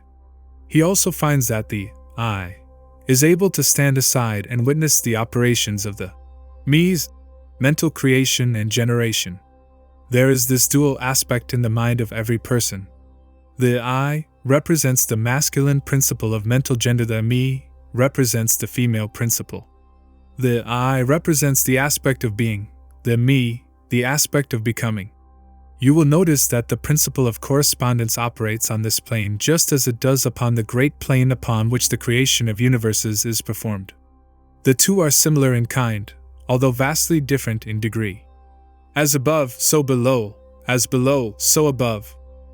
These aspects of mind, the masculine and feminine principles, the I and the me, considered in connection with the well-known mental and psychic phenomena, give the master key to these dimly known regions of mental operation and manifestation. The principle of mental gender gives the truth underlying the whole field of the phenomena of mental influence, etc. The tendency of the feminine principle is always in the direction of receiving impressions, while the tendency of the masculine principle is always in the direction of giving out or expressing. The feminine principle has much more varied field of operation than has the masculine principle. The feminine principle conducts the work of generating new thoughts, concepts, ideas, including the work of the imagination. The masculine principle contents itself with the work of the will in its varied phases. And yet, without the active aid of the will of the masculine principle, the feminine principle is apt to rest content with generating mental images which are the result of impressions received from outside, instead of producing original mental creations. Persons who can give continued attention and thought to a subject actively employ both of the mental principles, the feminine in the work of the mental generation, and the masculine will in stimulating and energizing the creative portion of the mind. The majority of persons really employ the masculine principle but little, and are content to live according to the thoughts and ideas instilled into the me from the I of other minds. But it is not our purpose to dwell upon this phase of the subject, which may be studied from any good textbook upon psychology, with the key that we have given you regarding mental gender. The student of psychic phenomena is aware of the wonderful phenomena classified under the head of telepathy, thought transference, mental influence, suggestion, hypnotism, etc. Many have sought for an explanation of these varied phases of phenomena under the theories of the various dual mind teachers. And in a measure they are right, for there is clearly a manifestation of two distinct phases of mental activity. But if such students will consider these dual minds in the light of the Hermetic teachings regarding vibrations and mental gender, they will see that the long sought for key is at hand. In the phenomena of telepathy, it is seen how the vibratory energy of the masculine principle is projected toward the feminine principle of another person, and the latter takes the seed thought and allows it to develop into maturity. In the same way, suggestion and hypnotism operates. The masculine principle of the person giving the suggestions directs a stream of vibratory energy or willpower toward the feminine principle of the other person, and the latter accepting it makes it its own and acts and thinks accordingly. An idea thus lodged in the mind of another person grows and develops, and in time is regarded as the rightful mental offspring of the individual, whereas it is in reality like the cuckoo egg placed in the sparrow's nest, where it destroys the rightful offspring and makes itself at home. The normal method is for the masculine and feminine principles in a person's mind to coordinate and act harmoniously in conjunction with each other. But, unfortunately, the masculine principle in the average person is too lazy to act. The display of willpower is too slight, and the consequence is that such persons are ruled almost entirely by the minds and wills of other persons, whom they allow to do their thinking and willing for them. How few original thoughts or original actions are performed by the average person. Are not the majority of persons mere shadows and echoes of others having stronger wills or minds than themselves? The trouble is that the average person dwells almost altogether in his me consciousness and does not realize that he has such a thing as an I. He is polarized in his feminine principle of mind, and the masculine principle, in which is lodged the will, is allowed to remain inactive and not employed. The strong men and women of the world invariably manifest the masculine principle of will, and their strength depends materially upon this fact. Instead of living upon the impressions made upon their minds by others, they dominate their own minds by their will, obtaining the kind of mental images desired, and moreover dominate the minds of others likewise, in the same manner. Look at the strong people, how they manage to implant their seed thoughts in the minds of the masses of the people, thus causing the latter to think thoughts in accordance with the desires and wills of the strong individuals. This is why the masses of people are such sheep-like creatures, never originating an idea of their own, nor using their own powers of mental activity. The manifestation of mental gender may be noticed all around us in everyday life.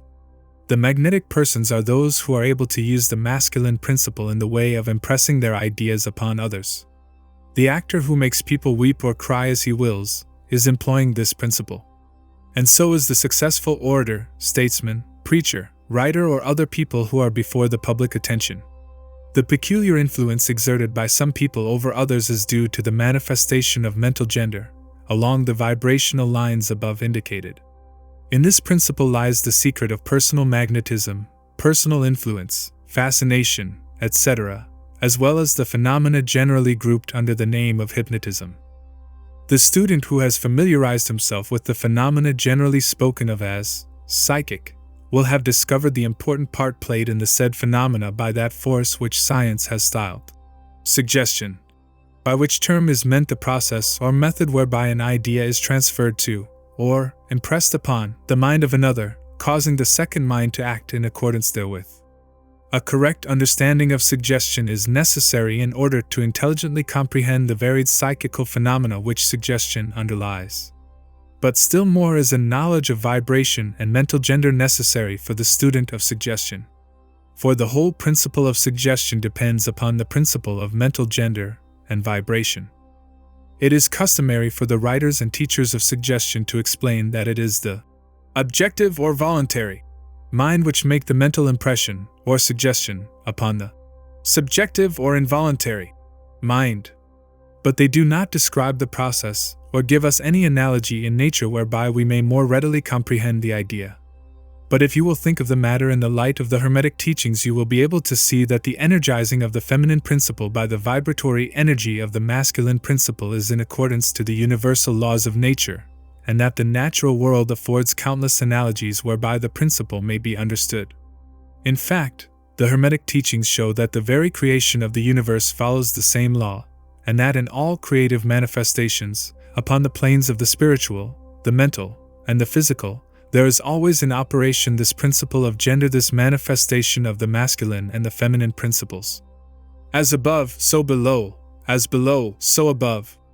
And more than this, when the principle of mental gender is once grasped and understood, the varied phenomena of psychology at once becomes capable of intelligent classification and study, instead of being very much in the dark. The principle works out, in practice, because it is based upon the immutable universal laws of life. We shall not enter into an extended discussion of, or description of, the varied phenomena of mental influence or psychic activity. There are many books, many of them quite good, which have been written and published on this subject of late years. The main facts stated in these various books are correct, although the several writers have attempted to explain the phenomena by various pet theories of their own. The student may acquaint himself with these matters, and by using the theory of mental gender he will be able to bring order out of the chaos of conflicting theory and teachings, and may, moreover, readily make himself a master of the subject if he be so inclined.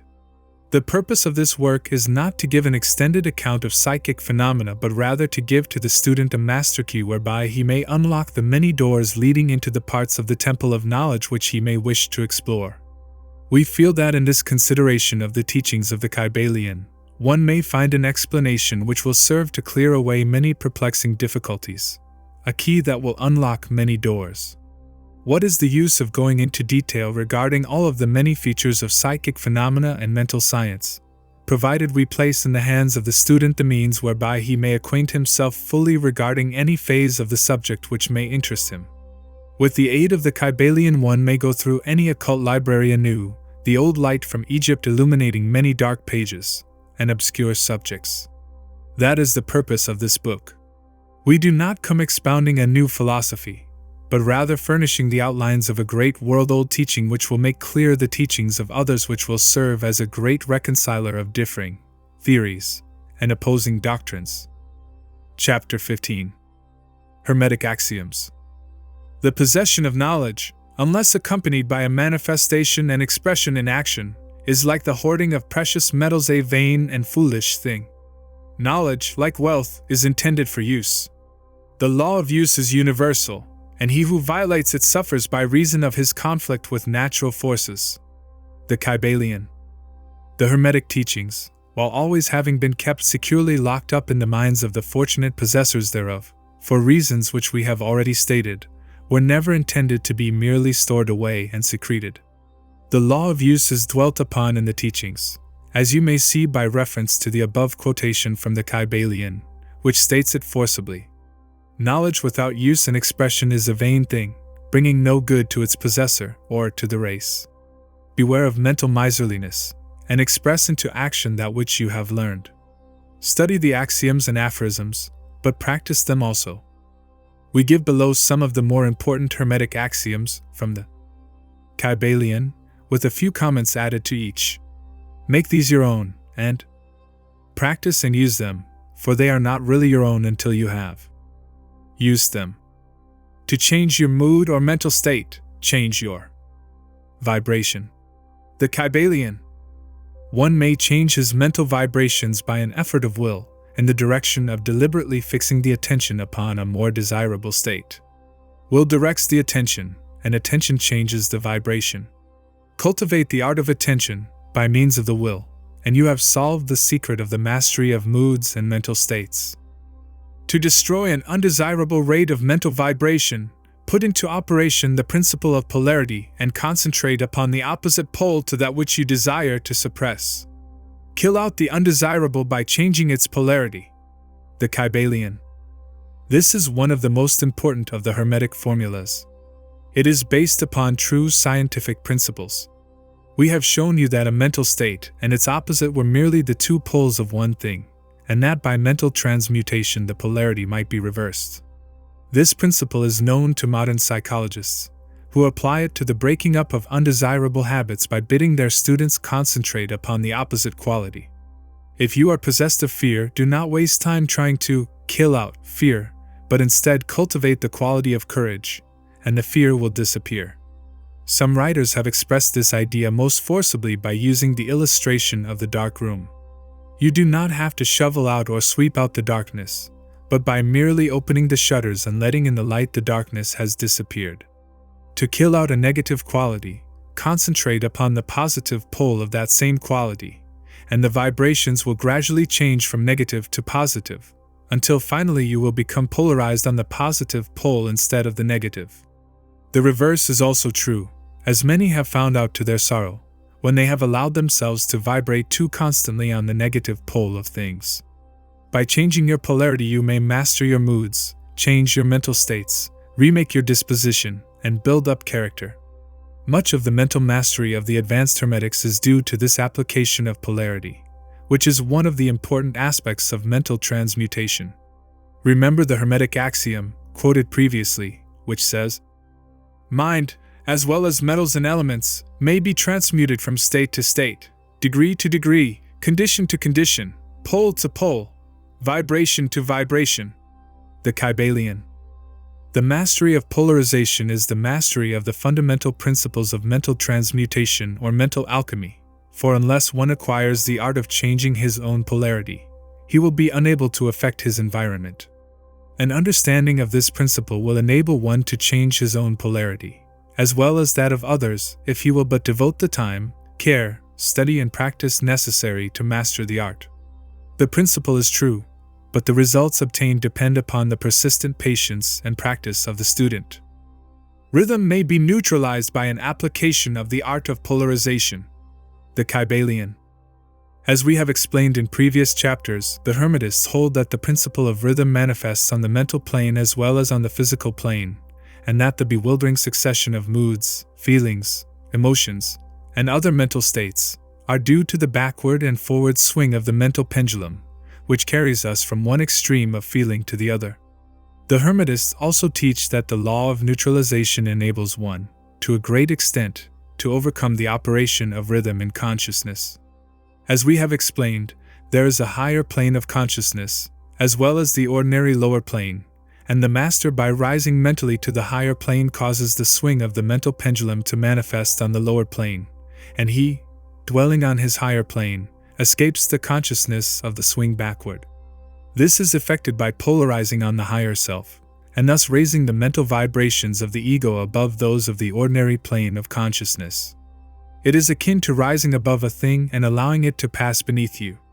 The advanced Hermetist polarizes himself at the positive pole of his being, the I am pole, rather than the pole of personality, and by refusing and denying the operation of rhythm, raises himself above its plane of consciousness, and standing firm in his statement of being, he allows the pendulum to swing back on the lower plane without changing his polarity.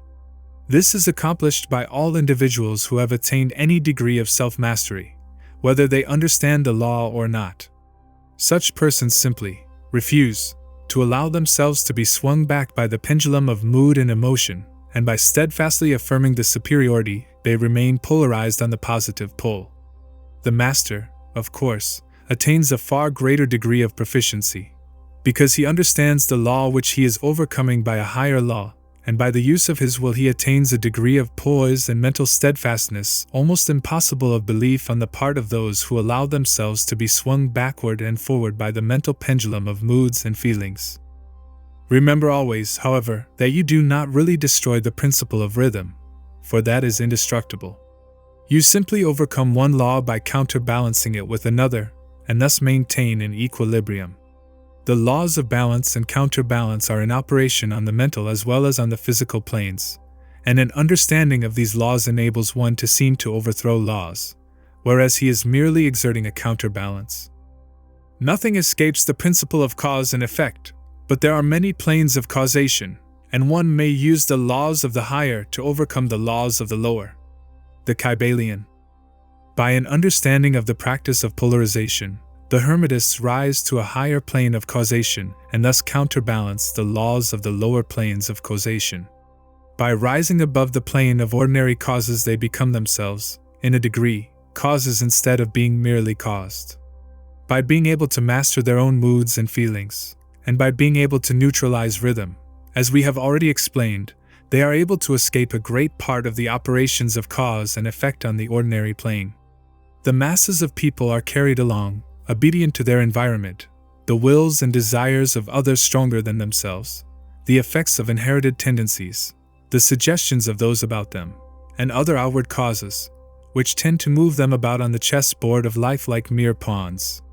By rising above these influencing causes, the advanced Hermetists seek a higher plane of mental action, and by dominating their moods, emotions, impulses, and feelings, they create for themselves new characters, qualities, and powers, by which they overcome their ordinary environment, and thus become practically players instead of mere pawns.